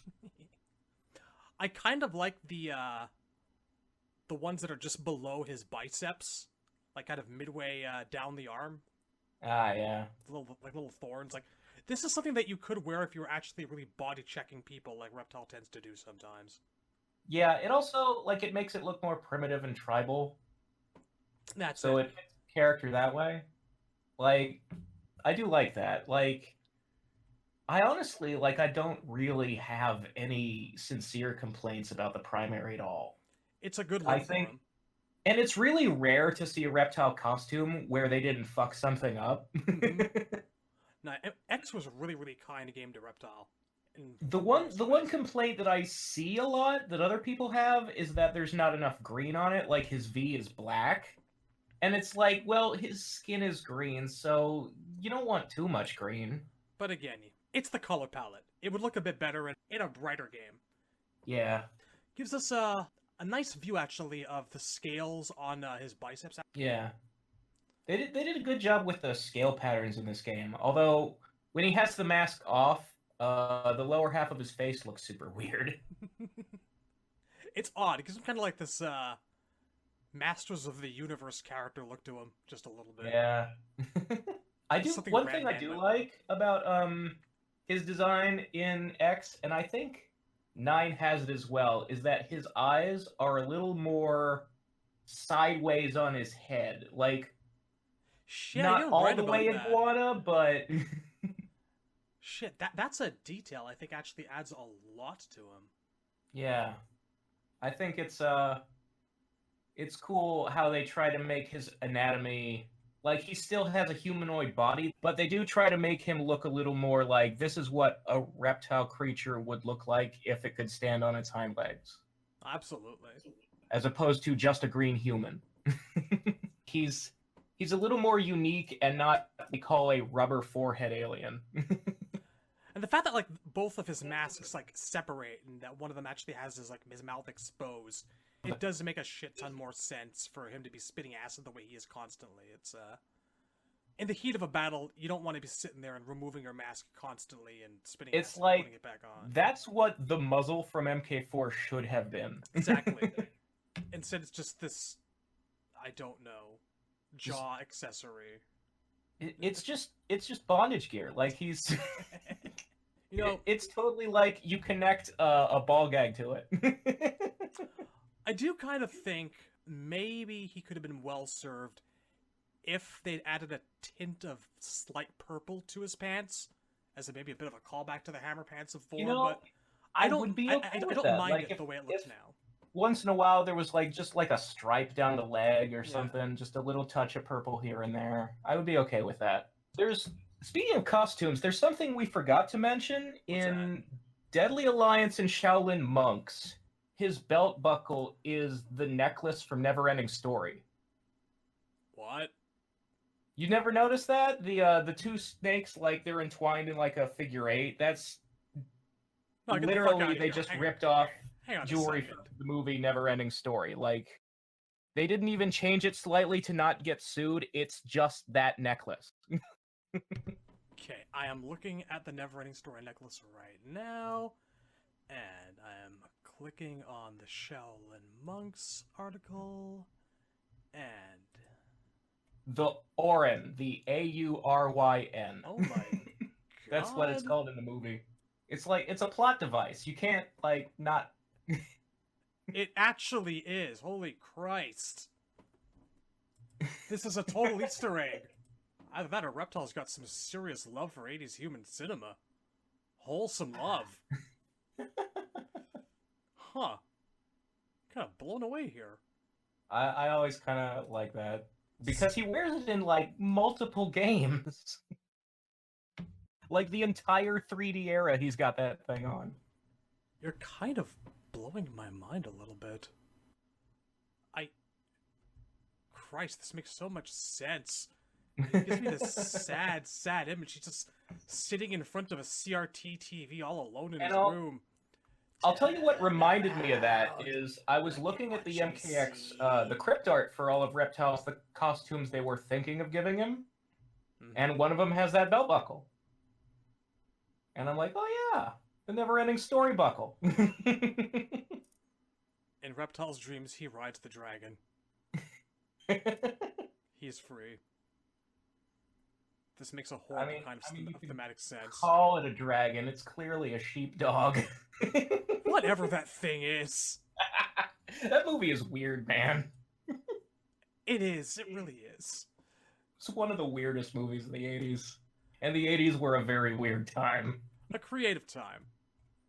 I miss it. I miss it a lot. A little bit, yeah. They don't make them like the 80s anymore. Showing our age. But, so is MKX alt, apart from there being a bit too many belt buckles on there. He's also like, I don't know, I'm just personally not comfortable with Reptile showing off his pecs. That's just me. You know he lifts. Like, the male stripper vibe is making me uncomfortable. But it'd be okay if Chameleon did it. I wasn't ready for my sexuality to be challenged by a human dinosaur, man. Got Aaron Black wandering around shirtless, wearing a hat, seducing everything his eyes touch. Yeah, that's totally Reptile. The man who was offered sex once and said no. Looking at the render up close, he's actually also got this... This is a new little detail. He's got this bone pattern, like, right down the middle of his abdomen, down to his belly button. Yeah, that's odd. Seems to be coming down from his neck. I think he started having that kind of design in MK4, but I do agree. Well, I'm kind of uncomfortable. In MK4, he's got, like we said, 3-fingered hands. He's also got weird spikes coming out of his elbows, I think. Yeah. It is a weird costume looking at it more. It fits what's going on, like the Mad Max thing they were pushing for Outworld. His teeth are actually kind of creepy in this render, too. They're just kind of gritted, and he looks very angry. Yeah, he does. And they don't look jagged, his teeth, either in this render. They look flattened. It's fucking weird the more I look at it. Oh well. It's still a decent costume. But, I think that my preferred version of Reptile's outfits is... I don't know, I'm gonna catch flack for this, but I something about that MK9 main, I just really do enjoy it. Well... I know. You don't like the bird mask. Yeah, you're allowed. There are a few different things going on with the MK9 primary that don't sit right with me. I feel like it would look better if 9 got the benefit of a high-res remaster. A lot of the graphics from 9, like nowadays, look a little bit blocky and kind of out of sorts, but it's a very streamlined appearance, and I've always kind of enjoyed it. The loincloth could stand to stand out a little bit more, but well, I've always enjoyed it. Okay, so if I'm really gonna go into it, first of all, he's wearing a tube top under that breastplate. There are no shoulder straps for his shirt. It's a tube top. See, this is the insecure Reptile I know. He's hiding his abs. It also bugs me that, like, I feel like the color palette should be flipped. The green part should be black, and the black parts should be green. Maybe, and I could again, see he's it, wearing a ski mask. It doesn't connect to the shirt. I mean, I do miss the fact that there's no obvious opening in the mask for him to spit through. Just kind of a slit down the middle, but I do like how the slit looks. Well, I'm okay with that because, like, 9, because it had retro costumes in it, they were going with the he takes the mask off when he spits animation. But it's a tube top and a ski mask. They should be connected to each other. It bugs me. See, I think that I kind of appreciate it because in a game full of over-designing problems, it's really relatively streamlined compared to everything else around it. Yeah. I mean, it's a lot simpler. It's not all fucking Soul Calibur 4 like most of the outfits in the game. Is he wearing a never-ending story belt in this thing? I can't tell. I don't think there's so. Just a little bit of a golden orb on there. No. Yeah. But, I mean, you're allowed to like it. I just think it looks weird as fuck. To each their own. Yeah. My favorite is the MKX version of the UMK3 Retro. Really? Yeah, because my previous favorite was the MK4 version of the UMK3 Retro. I think the coolest thing you can do with Reptile is put him in a 2D era outfit and then show the scale. There is a nice natural contrast there that lends itself well, and I did like how he looked in MK4, barring the fact that the loincloth part would just disappear because the model wasn't set up for it. I mean, that was a problem. So the reason I like the X version best, other than the fact that the flap is not disappearing and becoming Superman underpants. I think I know where you're going with this, but continue. It's the mask. I think the mask from his primary looks super cool in neon green. It does. It really does. And it actually kind of capitalizes on what I always felt was kind of a missed opportunity from back in the day. Because remember, like, all of John's artwork, Scorpion and Reptile, Scorpion actually had, like, the skull attachment going on for the mask. Yeah. And Reptile just had his blended together and there was nothing going on. And I always felt that that was a bit of a missed opportunity. So here, Yeah, like, it's realized obvious here. that he drew Scorpion first, Yeah. and then when he'd color the palette for the art for Ermac and Reptile and the others, Smoothed he it just over. erased the parts of the mask that look like skull teeth. And that's all he'd do. But this, no, you're right. It does lend itself well to the actual classic aesthetic. It's good. Yeah, I think it looks so cool. Surprising choice, but a logical one.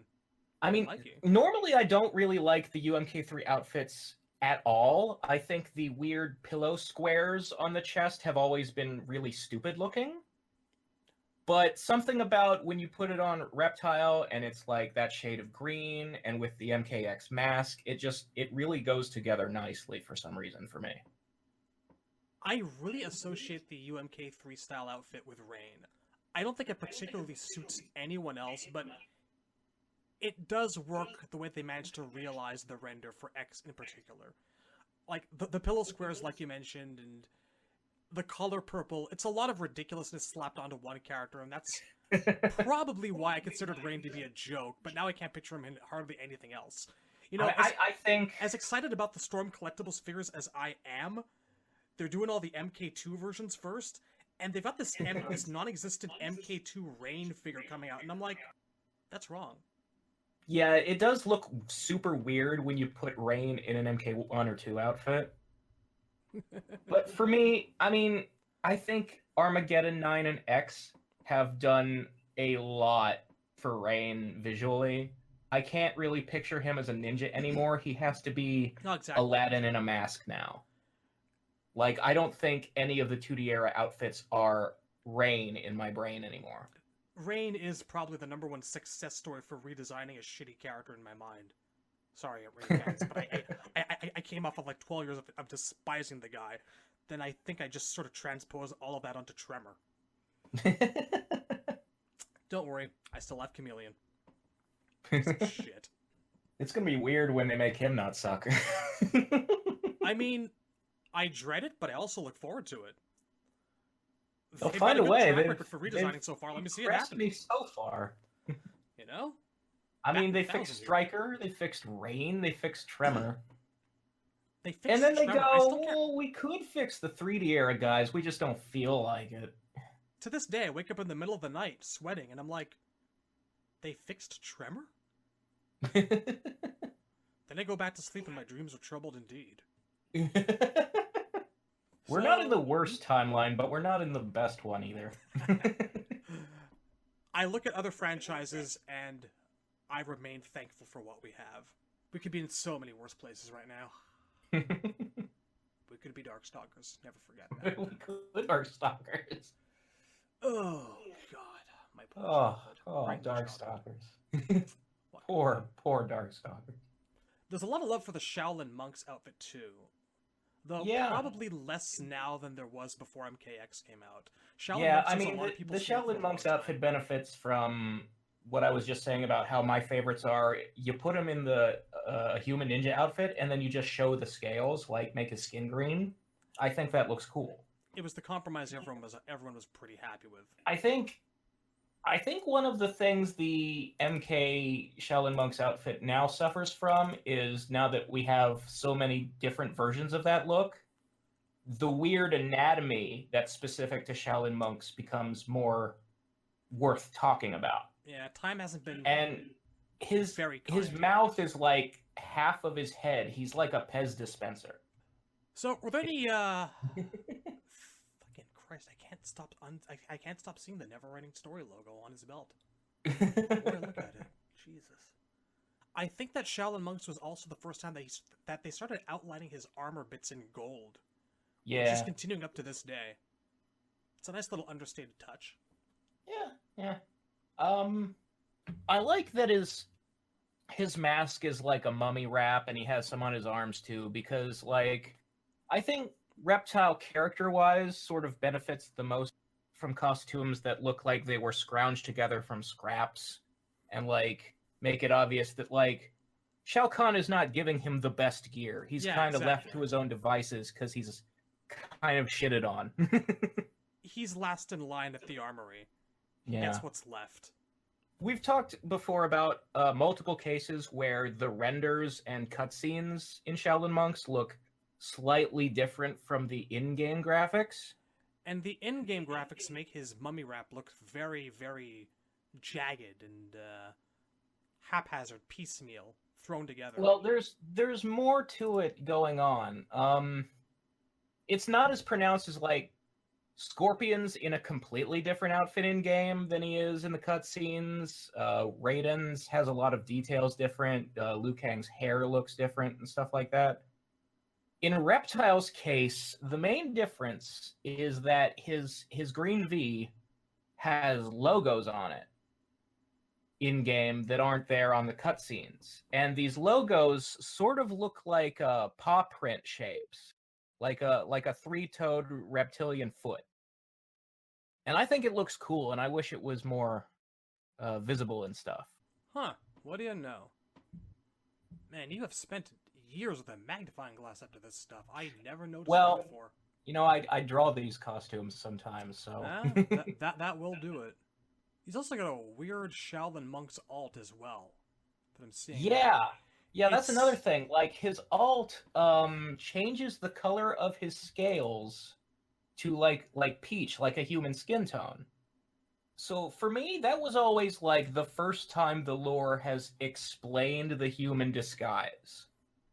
Because if you look at MK1 through 3, there's really only two ways he could be looking like a human being. Either he killed somebody, skinned them, and is wearing the skin, or he's just doing a chameleon thing, changing color. And you can't see the texture. The peach texture looks diseased and kind of pallid. Yeah. Like, I kind of like that. Like, it's creepy. Like, he's trying really hard to disguise himself. And maybe if you only saw him out of the corner of your eye, you'd buy it. But if you actually look directly at him, it's like there is something wrong with that guy. It really works because if you're at a tournament and you're fighting a bunch of people who don't necessarily know that they're up against people from another realm, seeing this guy out of the corner of your eye under a shadowy tree, you'd think, all right, that's just some dude. Kind of a shame it's only visible in game, though. I'd like to see a better render of that. So, I mean, on the topic of Kotal Khan here, one of the reasons that I love the MKX comic, in bits and pieces that I do, is the fact that you actually, you get this background and this exploration of his and Kotal's relationship in one of the issues. And it actually goes back, like it shows you things that happened off camera during MK9, where it's like during the MK3 invasion part of the story, and it's like, I had failed Shao Kahn so many times that I was sure he was going to kill me, and somebody came in at night while I was pretending to sleep, and they were going to kill me, but they didn't kill me, and it was Kotal, and it's because he appreciates me. While I was pretending to sleep on my hard, cold stone floor without a bed. Yeah. And then, like, you get Kotal's point of view of it, and it's like, well, Shao Kahn didn't know how the fuck to use you. You don't put a spy in a tournament. You turn invisible, man. That's great. Why couldn't we have gotten that Kotal in the game? My god. Ugh. Yeah. And it's like, again, like, I really appreciate the timing on that, because 9 was just... Like, literally none parts of his MK1, 2, or 3 story happened in 9. He literally does nothing at all. Except be another Baraka. He's the living example of goon. Yeah. Like, you don't get the him and Jade being sent to capture Katana thing. Whenever people talk about how, like, MK9 was bad for not letting you play as the bad guys, Reptile is the go-to example that comes to mind. Because it's the same that you want to play, and could have easily have held his own chapter among the entirety of Khan's goons. Except for maybe Shiva, too. It's him. Yeah. It's sad. But whatever. 10 gave us a name. Sizoth. Exactly. Reptile is like an actual character now. He's got hopes. He's got dreams. He's got allegiances. He's capable of choice. Who fucking knew, right? Yeah. Unfortunately, this game also gave him the power to smell so bad it hurts people. And a few people comment on that, too. It's canon that he smells like garbage. Terrible, rotting death. And this is Which I because guess, he eats like- people all the time. Yeah, like, I wouldn't expect Reptile to be a character who showers regularly. But did it need to be a power? I always kind of felt that he probably absorbed the... Well, not absorbed, but... You know how birds take dust baths to smother parasites? I kind of figured that's how he would bathe. Like, just... Maybe because the mental image of, like, Reptile rolling and writhing and twitching in mud or dust just seems like how he would spend one of his afternoons. Well, it's like... There It's was a pathetic enough mental image. In MK4 and Deadly Alliance both, they almost made a swamp stage. And the Deadly Alliance version, at least, was supposed to be like a portion of Zaterra that was part of Outworld now. So, like, That would have been nice. Zaterrans are swamp people. Like, that's where the raptors live. So I would think that he'd at least, like, bathe in mud or swim in rivers once in a while, like he's a little bit amphibious. I mean, if you're going to give a character a creature from the Black Lagoon alt skin, I have always assumed that Reptile would be a pretty amazing swimmer. You would think. Which, I mean, I'm not saying that would get rid of all the stink, but again, does it have to be a power? Does it have to be a gameplay move? The implication that he has control over it is disturbing, to say the least. Let me concentrate and smell worse. Honestly. And speaking of his powers, They also I think just that you straight and up I... gave him the Flash's Speed Force from Injustice. Like, I feel like Reptile's variations are just them going, we ran out of ideas, and we're admitting it right here. There should have been a lot more going on with acidity. Yeah, right? That's like, his whole thing. Why isn't he throwing, like, damaging acid bombs, like, smother you in goop for a certain amount of time, or I don't know. Didn't Alien get an acid-centric variation? I think he did. Yeah, that could have been a Reptile thing. Mother. But we should probably briefly discuss, well, or mention the fact that, like, the acidity level of a lot of his spit, we were talking about this in our Discord chat about a week or so ago. Yeah. That he's able to control it at will. Because someone was asking, it's like, how the hell does he just spit projectiles and not instantly bore through someone's head? Yeah. So what brought it up was there's a scene in X where he spits right into Takeda's eyes, and then Jackie washes it out with water, and Takeda didn't go blind. And somebody, I forget who in the chat, was upset about this scene. And it's just like, man, that's not even weird. Like, Reptile has different strengths of spit and always has. Like, he has the spit that hurts as a special move, but then he has fatality spit that melts your skin off your bones. And there's always a difference in, like, the amount he's delivering, And, right?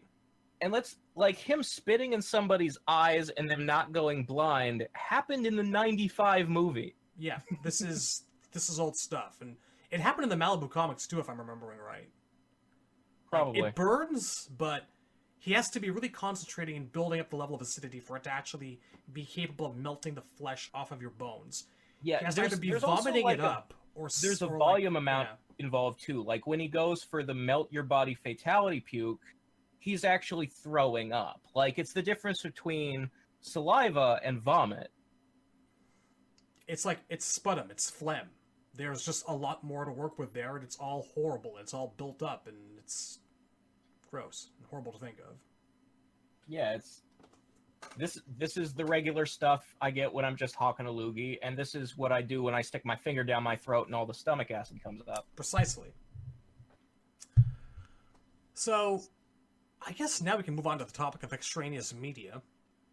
Yeah, because I did just bring up the movie, and the movie is the weirdest shit as far as Reptile goes. Now, Reptile's fight scene and Reptile himself were added in as a result of test audiences saying that there weren't enough fights in the movie and that they weren't choreographed particularly well. Well, now wait, Was Reptile himself like the introduction where he's pretending to be a statue in the courtyard? And No, that was they it. walk No, by sorry. it? That's part of the film. Okay, Reptile yeah, himself in his ninja form. right. The 'Cause, whole like, the whole Reptile versus Lou scene was added in post. yeah, there was that. Like, basically, the two best fights in the movie were added in post. There was that, and originally Johnny versus Scorpion was supposed to end with Scorpion being knocked out by that shadow kick. The part where they portal into a hell dimension and have a big, long, drawn-out fight was filmed in post. Not coincidentally, these are probably the two best fight scenes in the entire film. Yeah. Because, like, test audiences thought the movie didn't have enough fighting, and they were like, well, shit, let's go balls to the wall with the choreography. Like, it's one thing to introduce Reptile as an actual, like, CGI lizard creature, which I always thought was an ugly design, and the CGI looked bad even in 1995. It kind of makes me wonder what they were going to, like, do with him if they hadn't actually added that scene where they're just going to forget about the character. I think. That would have been a shame. But, no, you know what I think happened? I think they filmed the part where Liu Kang notices him on the wall and pulls him off. And I think the original cut went straight to him stomping on him and the bugs coming out of his guts. Ah, possible. I always did find that to be a bit of an odd cut. Yeah. So you're probably right about that. So, like, they added the part where he gets thrown into a statue, and the statue comes alive and wraps around him and turns into a ninja. And that was, like, I appreciate that it allowed them to have the fight scene because it is the best fight scene in the movie. I just wish that none of the CGI lizard creature parts had been in there and that the magic statue didn't have to be a plot device they needed because it doesn't make sense. I just don't understand what their thought process was behind that entire CG creature. Very strange. I mean, okay, so there's especially an in a film where you've sometimes... got Goro already running around, you know? Sure. Goro, who is still technically impressive to this day. I think so. There's an attitude that you sometimes run into on the internet when people are talking about sci-fi and fantasy, and it's about how quote-unquote rubber forehead aliens are uncreative and people should be more weird and have like plant creatures and tentacle creatures and stuff like that when they're trying to invent alien races.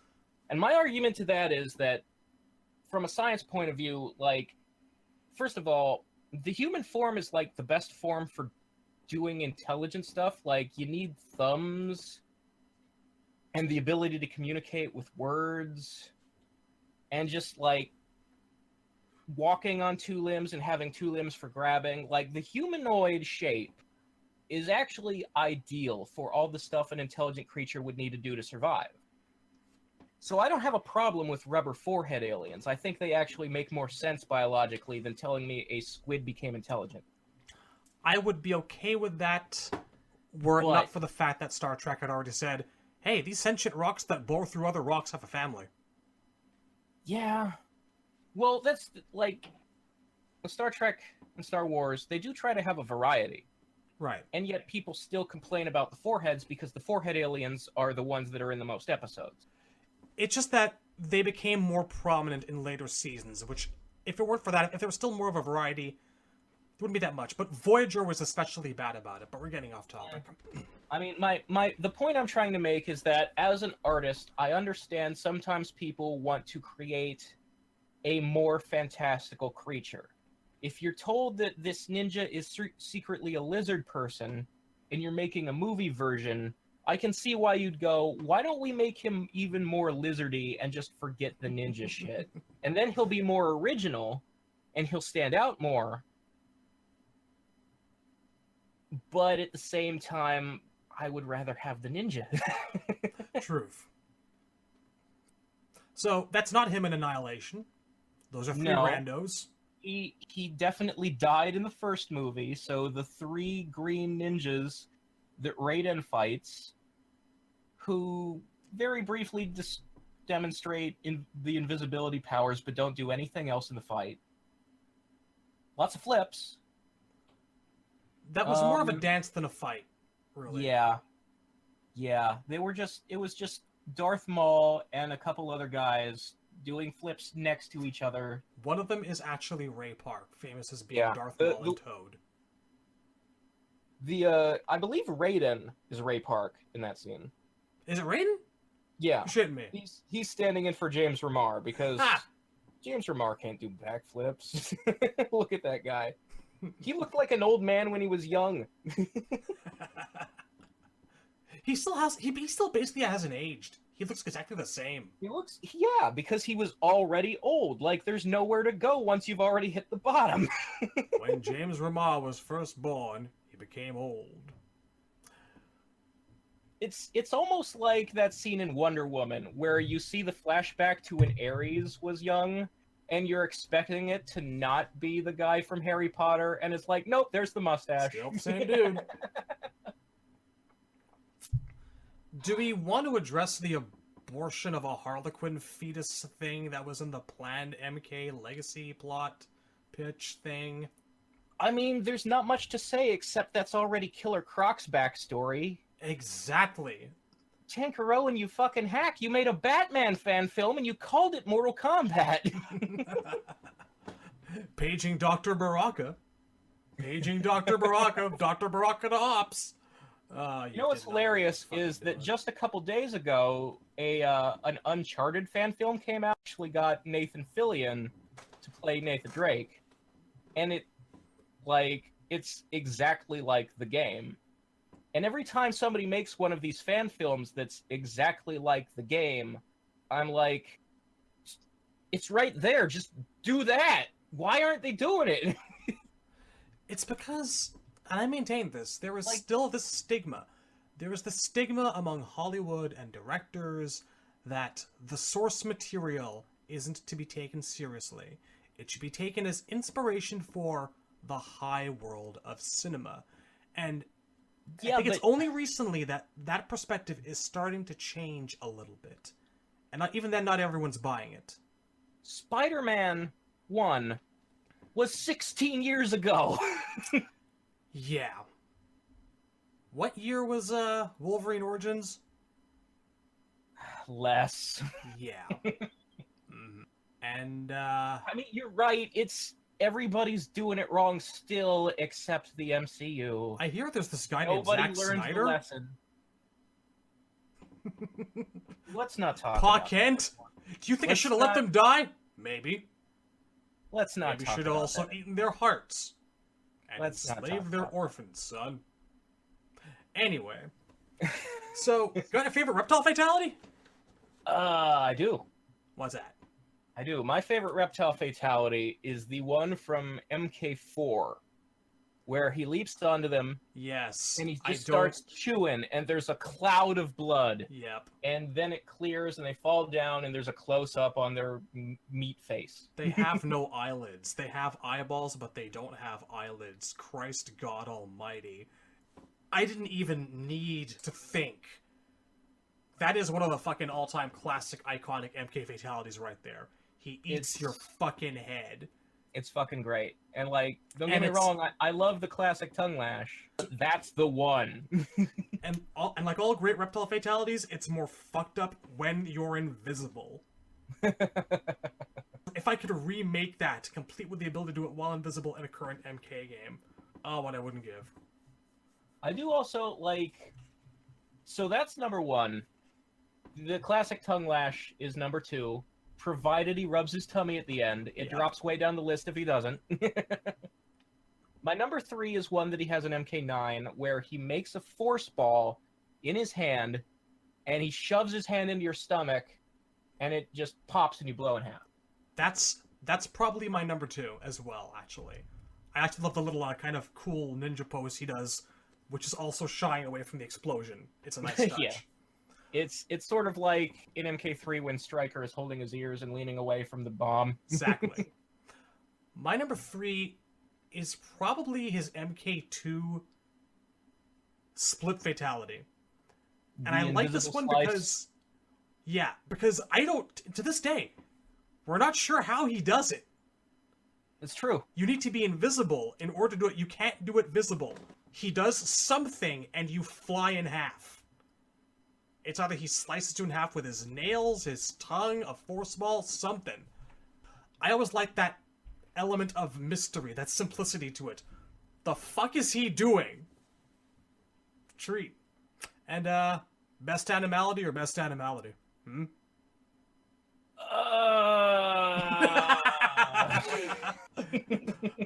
One No says saw a comments. monkey. He turns into a monkey because he's a reptile. Get I it? get it. It's because he's not a mammal. Get He it? doesn't even actually kill you. He chases you off. How is that monkey not an emoji in our chat? It needs to be.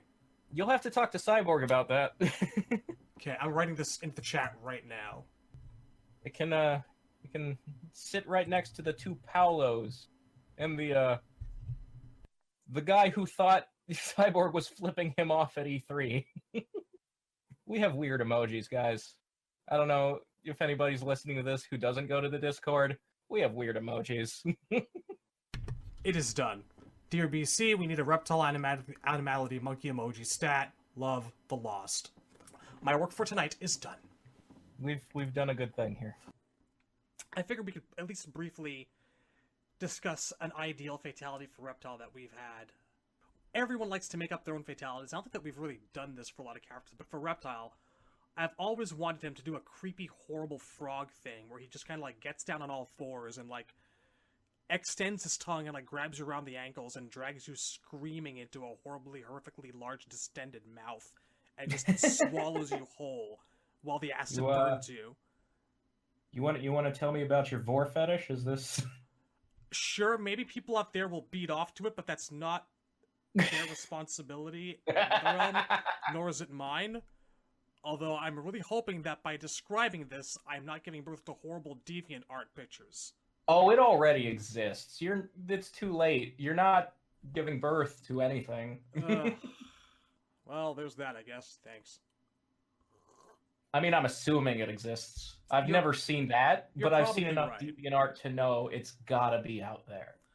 Because, I mean, we've seen him distend his jaw horrifically. We've seen him melt people in acid. We've seen him eat people's heads. Just throw them all together in a blender and make something disgusting out of it, is what I say.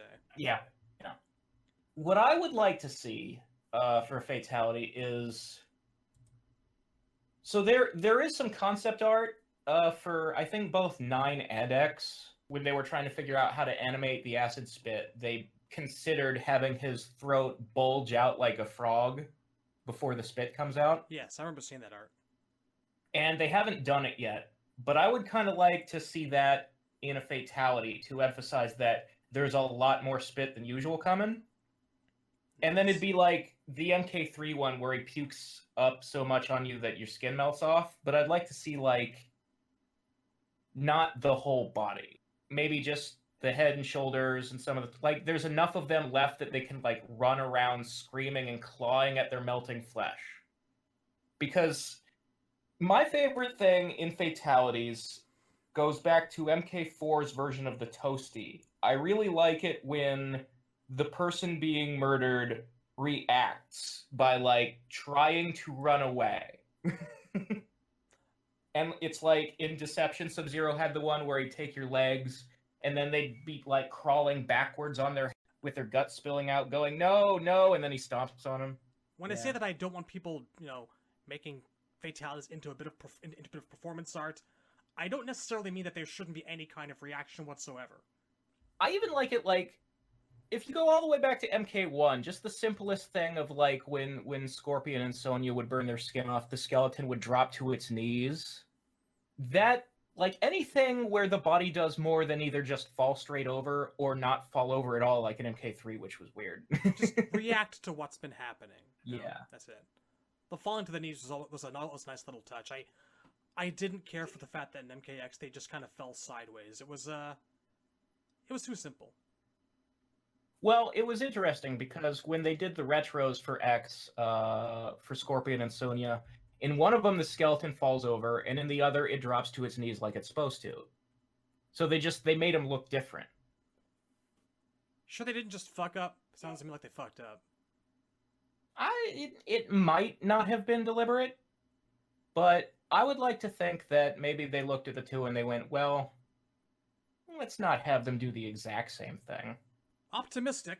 I respect that, I suppose. I'm supposed to be the cynical one? Yeesh. I am the cynical one. Yeesh. We're both the cynical one. We take turns in how cynical. True that. Do we have other reptile material to cover?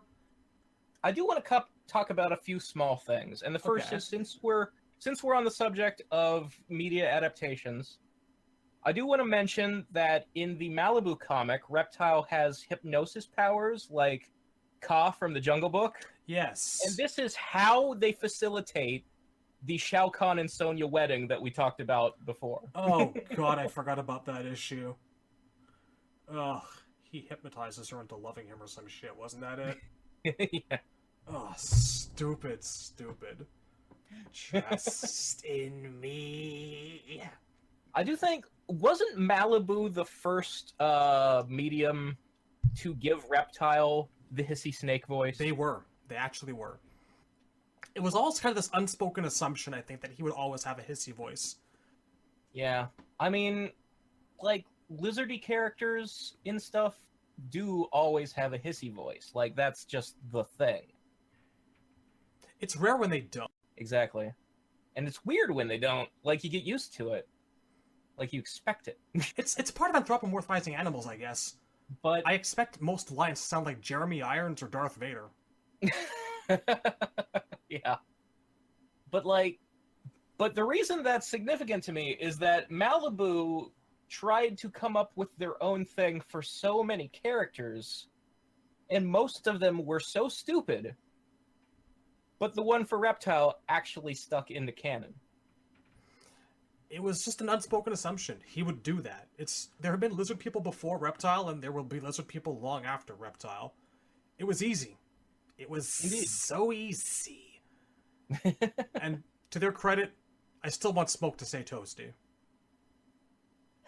I mean, if you can find a context where it doesn't come out of nowhere, I'd be okay with it. No, it needs to be stupid and constant and abrasive and annoying, and it needs to happen until you like it. I'll tell you what. If he did, I would like that better than the phrase, where there's smoke, there's fire. See, that's Because fair. No That's fine. smoke, you don't make fire. There's never been fire in any of your moves. Now, while we're on the topic of Malibu and Reptile, I do want to mention a couple of things. Like the fact that they actually also started shitting on the character before shitting on the character became cool. In the Katana and Melina one-shot, he's fighting Katana, and during the course of the fight, they break through to this hidden room, which is where Katana finds, like, her dad's journal, if I'm remembering right. Yeah, And there while was, they're like, in this there- whole Edenian treasury thing. Yeah, they stumble on the treasure there. And the first thing that, like, happens, they're just looking around, and he's like, gold! There is a fortune here! And it belongs to Reptile. And he, like, just jumps into the fucking pool like Yeah, Scrooge He McDuck. starts like Scrooge McDuck swimming, yeah. And Katana's like, no, that's not yours. And elbows him in the back of the head unconscious. And Reptile's done for the issue. Yeah. That's it. Nothing else. I love that. And he also goes out like a punk. Because they got this original character by the name of Bo, who's Johnny Cage's bodyguard, like we've covered before on this show. Mm-hmm. And Bo is the one who eliminates Reptile. Bo's got a broken arm during this, so he figures he's not going to be as much help. But he is still able, with a broken arm, to grab Reptile, slam him into the ground, and sit on him. With the immortal phrase, I guess you and I are going to sit this one out. And that is the end of Reptile in Malibu. Reptile gets eliminated by an OC Donut Steel who's not even very good. It was always his destiny to be shat upon. Always. It was happening before it happened in the games, for fuck's sake. That's what you get for being low-tier trash, bro. Ah, God. So do we want to take some more questions, or was there something else that we had? We could take some questions, yeah. All right. Jodon72 says, "What's going on, guys? It's your boy Corndog. What is it about MK that makes it more desirable to cover as opposed to other fighting games?" Well, to that I say, most other fighting games are anime, and anime was a mistake. It's nothing but trash. I have to agree with that. Yeah, I mean, MK has just taken its story seriously for more consistent titles in a row than any other fighting game series, which is what always kept me to it. Like, one of the big reasons I dropped out of Soul Calibur was I first got into Soul Calibur because, like, Soul Edge, Soul Calibur 1, and Soul Calibur 2 have a very, like, good, tight, interesting story. And then Soul Calibur 3 is just them spinning their fucking wheels. And by the time you get to Soul Calibur 5, they just completely shat the bed. And, like, Tekken never took its story seriously. It was always about cartoon animals and throwing guys off cliffs. Into volcanoes. Tying them to Mishimas rocket and ships Batsu and shooting them into space. Fucking... Or like a guy forcing his own adoptive father to dress like a Chippendales dancer and serve him drinks at the pool. I don't play Tekken anymore. There are many reasons for that. I haven't since like 3. Fucking... But in all seriousness, it's always been about, for me, the mysticism and the world building and the cast. There is nothing quite like Outworld in all of video gaming, and I maintain There is... not even much of literature. Some comparisons can be made, sure, but like there is definitely something about Outworld specifically. Yeah, that's MK, special. because of Outworld, and sometimes NetherRealm too, but mostly Outworld, it has a very unique atmosphere that's sort of... It's like dark and horror-y, but it's not all the way dark. It's also like colorful and fantasy world-ish. Right. And it's like no other franchise really comes close to that. I mean, Killer Instinct and Darkstalkers a little bit. KI has only had 3 games in 25 years, and Killer Instinct 2 was actually garbage. And Darkstalkers is more anime, so like... And hasn't had a game since 1997. There is that. There is a very special blend of different atmospheres and genres that comes together in MK in a way that it doesn't really in other places. It's hard to see that kind of a successful blend. And it's funny now to look at it, but back in the day you had people going that MK3 is such trash, why'd they make it about robots and Terminators? Back then it was seen as like this fucking weird urban hip to the kids MK that was just really odd and standing out, but over time people came to accept those aspects, and it's just kind of become this giant ball of string that's just added more and more and more to itself. And for all that we talk about characters that don't fit in or never really quite made their mark, we've been basically able to take most aspects of fiction and throw it, and like a Jackson Pollock painting, most things stick. We've got vampires, we've got Greek literature, Asian cinema, Hong Kong influences, Eastern gods, Native American shamanism. It's truly impressive just how much has come together to make this special little world of ours. Everything from Die Hard to Terminator. And it's kind of beautiful. Also, you know, it's got nothing to do with fighting games in terms of fighting games and engine and gameplay, or it's not even about the blood. It's the world that I'm in love with, and the characters who inhabit that world. All of whom manage to be that's always... deep. Well, not deep, maybe, but interesting. Always I mean, interesting. not deep in the way that, like... Deep has become, like, a meme word on the internet. It really has. These are not high literature characters, but they're interesting characters. That's what matters. Yeah. And, like, it's sort of... I always say when people talk about, like, how fighting games don't need stories, I'm just like, well, I don't care about it as a fighting game. I care about it as a franchise. Like, if Mortal Kombat took the form of beat 'em ups or RPGs, I might actually enjoy that more. I wouldn't say no. I'd still want to play them as fighting games, but I've been sitting here hoping for a Katana adventure game for 20 years. Want it to happen. Like, don't get me wrong, I like them the way they are. Yeah. I also think there are ways in which the fighting genre holds it back that you need those spin-offs for, like mythologies and Shaolin monks, and I wish there were more of those. It's almost too big for its genre. That's very true. And there are things that the franchise owes to the fact that it had a motion picture, like Kano's entire personality. Yeah. For everyone that says fighting games don't need story, I say you don't really understand how game development works, because if it had a story or not doesn't mean the same people who would be working on that story would be working on gameplay aspects. The two things are totally separate from each other. And why shouldn't it? Does it offend you that it's there? Here's the thing, like, Street Fighter doesn't need Udon comics or any of the shitty cartoons and movies they've had. It was doing Mortal fine. Kombat might not even be around right now if it didn't have cartoons and comics and movies. Very possible. Those are actual important parts of the Mortal Kombat brand. And I think it's unique in how big it is that way. Like, I don't know that any fighting game could reach those heights by being just a fighting game. I don't think that we would have been here if it was just blood. I really don't. Yeah. So, the Rival 1 says, "This is nothing related to MK. Found a huge fucking bug on my pillow. What do I do? I'm terrified to go back to bed now. Shit had almost crawled into my ear. I'm already paranoid changing the sheets."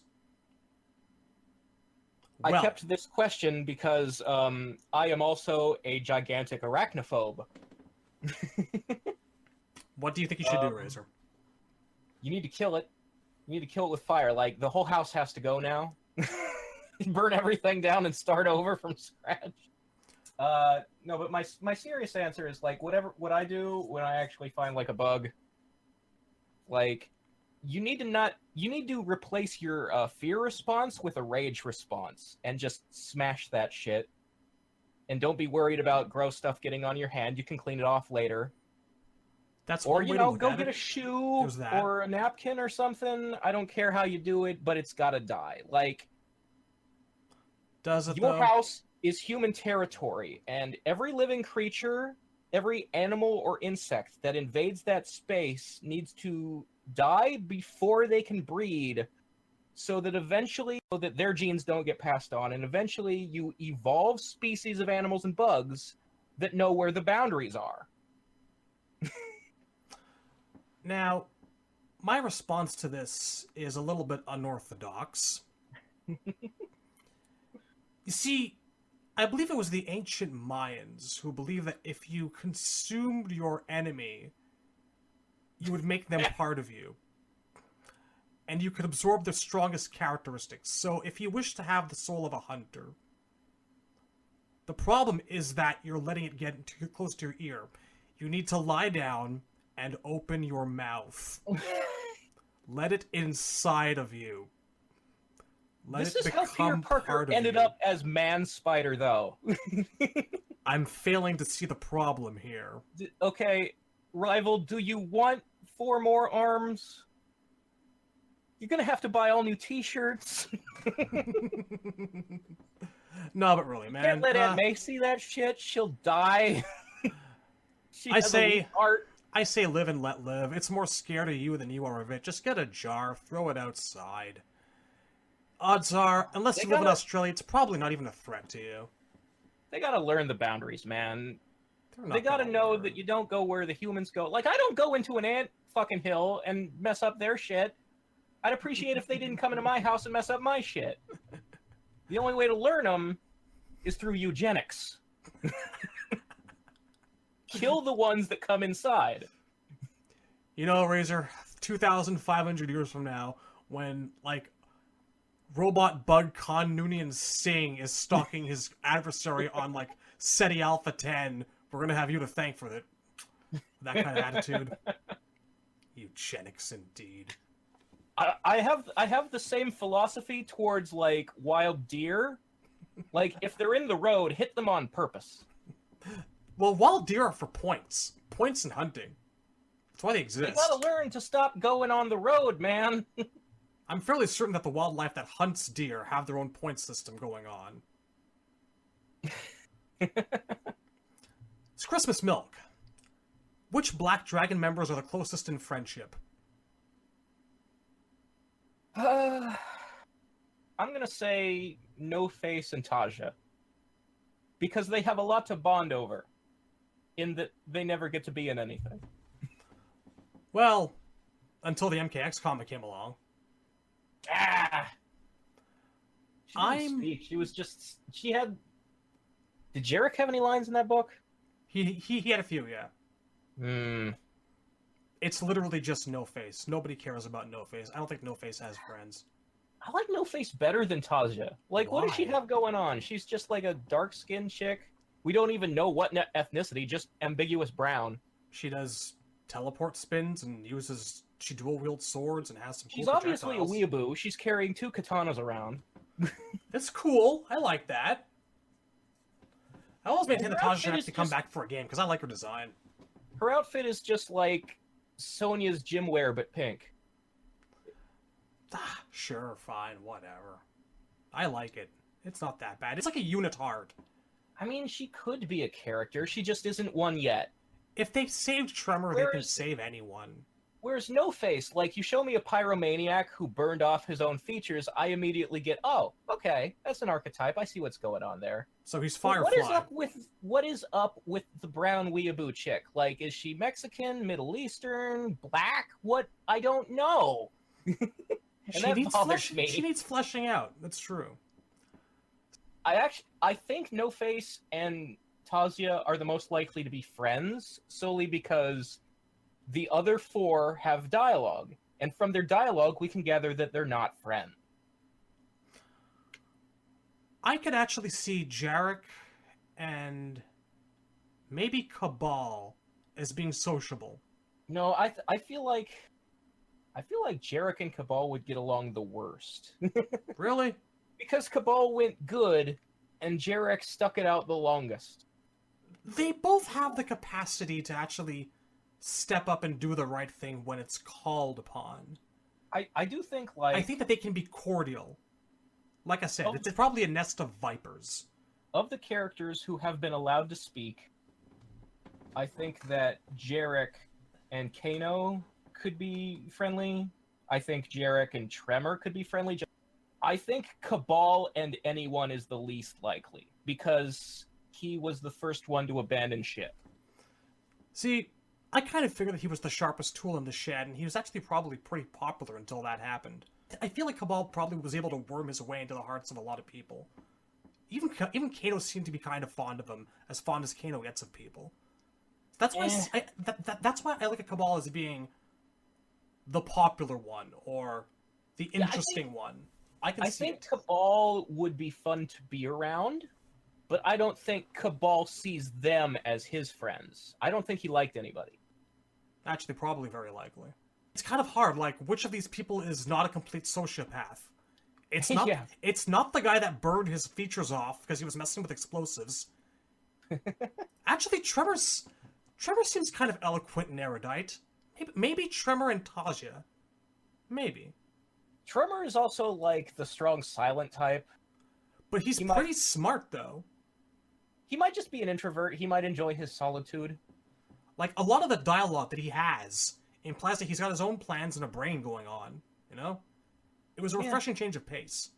So I'm going to say maybe Tremor and possibly Taja. That's because of lack of anyone else, maybe. Or maybe Tremor and Jarek on the outside. Who knows? So Randy Cool 27. What are the various sources of all your MK lore knowledge? What sources are considered canon and what sources aren't? Long story short is, if it's a game, a comic book written by the writers, it's canon. Well, if it's an instruction manual, odds are it's canon. dubious. Not always, but usually. That depends, because Chrome on the Discord is often showing us European instruction manuals, and the information is fucking wrong. Typically, American instruction manuals. A lot of things get lost in translation. Or embellished. Yeah. Movies, TV shows, not canon. Not at all. In fact, I wouldn't even trust the MK Wiki a lot of the time because it's a wiki and a lot of people like to edit that wiki. I keep finding fan fiction in that wiki, and it's just disappointing. Back before games had their own entire wikis, they were like wiki portals for games. And I designed the original MK Portal wiki. And I gave up on that shit after 3 months because someone 3 times a day tried to change Sub-Zero's name on the wiki to Yong Park, or Scorpion's name. That's not even... I know. That's the name that, like, he had... That was the Jeff Rovin MK novel name. And I don't know why they kept insisting. The wiki is a handy source of information, but, you know, caveat emptor, buyer beware. Yeah, so there's if you're looking to learn the lore, here's where what you need to find. So first of all, MK Warehouse has every bio and ending from all the games. That's the baseline shit. That's where you got to start. MK Warehouse, MortalKombatWarehouse.com. I heavily endorse it. And people will often say a lot, well, how do you tell which endings are canon? Well, the basic rule is, if the information in an ending is about someone's backstory, it's still canon even if they didn't win the game. That's a really solid rule of thumb that seems to stay true throughout the entire series. You can have facts that are presented and not have them win the tournament. Winning the tournament doesn't make the facts that are presented any more or less canon, usually.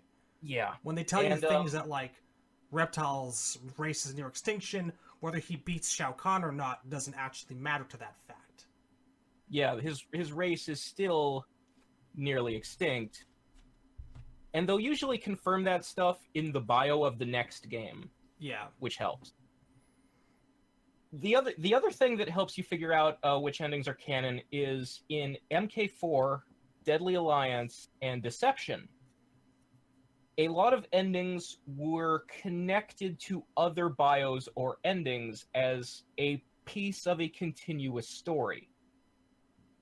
For example, in Deception, Sub-Zero's ending actually takes place chronologically before Kenshi's bio. So, like, it has to be canon in order for the chain of events to happen right. Correct. So, most of the time, if you see that several endings are telling a portion of the same story, and they're all, like, connected together, those are all going to be canon. The only real exception is Sonya Jackson Jarek and MK4, because in that one, Sonya is thrown off a cliff, and we know that didn't happen. But all the rest of the stuff in it did happen? We talked about that last episode. A general good rule of thumb is to, like, look for reinforcement, I guess we could say. Yeah. Anything that is repeated somewhere else. So, the next source you need is the 2 comic books by John Tobias. There's one for MK1, and there's one for MK2. Those are canon. Except for a small part at the end of the MK2 one, where Scorpion gives away his backstory a lot earlier than it was supposed to happen in game. That's a weird point of contention, but like, he shows up before the tournament has started. I'm here to protect Sub-Zero, and he's not supposed to come up with the idea to protect Sub-Zero until during the tournament. But all the rest of that comic is canon. The MK2 comic is a bit of an odd duck. Most of it works. Yeah, I mean, the main thing it's useful for is telling you how MK1 ended. I tend to wonder about the status of both comics though now, and as far as the reboot is Well, concerned. now that we're in a new timeline, they're not canon, Yeah. but they were always canon in the old timeline. That's the ticker. We should probably mention the MK4 comic while we're here, because the status Well, of that is kind of dubious. The Device didn't write MK4 that. comic is harmless and also useless. It doesn't give any information you need. And it wasn't written by Tobias. So you can just skip it. Like, it's not canon, it just doesn't matter. It's nice to read. Art's nice. Yeah. There is one point about it where, like, it's sort of wrong about Johnny Cage. Like, he shows up as if he hasn't been dead. Right. So that part's not canon. Other than that, Yeah, it's so you really just need the MK1 and 2 comics. And then The there's story, anyway. so MK Mythologies had a lot of backstory that's not actually in the game. It was in the instruction manual. And the text in the instruction manual is actually a short version of the text that was on the game's website. So if you can find the game's website, there's a lot of backstory there. should be And, available through archive.org. Yeah, the website is no longer online, but you can find it through Web Archive, the Wayback Machine. And the original address was mythologies.dragondata.com. Another source of a lot of story stuff is all the text in the Deadly Alliance and Deception Conquest modes. So, Play the games. or there is a quicker way to read all that text. Tabmock 99's website, the Combat Pavilion, has transcripts of all of the conquest text from Deadly Alliance. Kind of an invaluable tool, actually. Yeah.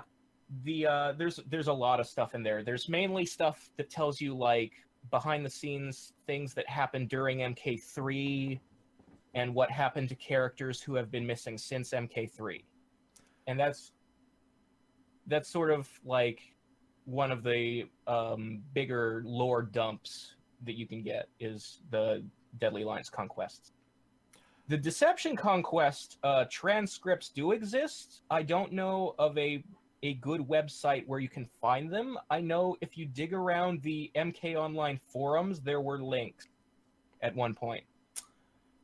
In terms of Deception's Conquest, a good rule of thumb is to just basically look at Shujinko's core interactions to the plot as being canon and what matters. None of those side effects and little mini quests and giving people medallions out in the middle of nowhere, none of that really matters. Yeah, you just need the main quest, which if you really want to, you can just watch on YouTube somebody's playthrough. But the main thing that the transcripts are good for Deception is the backwards speech in Chaos Realm and Netherrealm. If you can find it, people have transcripted what the speech says when it's reversed, and it's always John Vogel saying an Easter egg, and sometimes the Easter eggs are lore related. The most famous one being him revealing that Shao Kahn, Lucifer from the Netherrealm's backstory, and Raiden are the same race of beings, which is where we learn for the first time that Shao Kahn used to be a god before he became Emperor of Outworld. And then after that, the only thing you really need is the bios from Armageddon, because people tend to not be aware they existed or miss them a lot, and there's a lot of text in those. And those are also on MK Warehouse like all the other bios are. Bingo.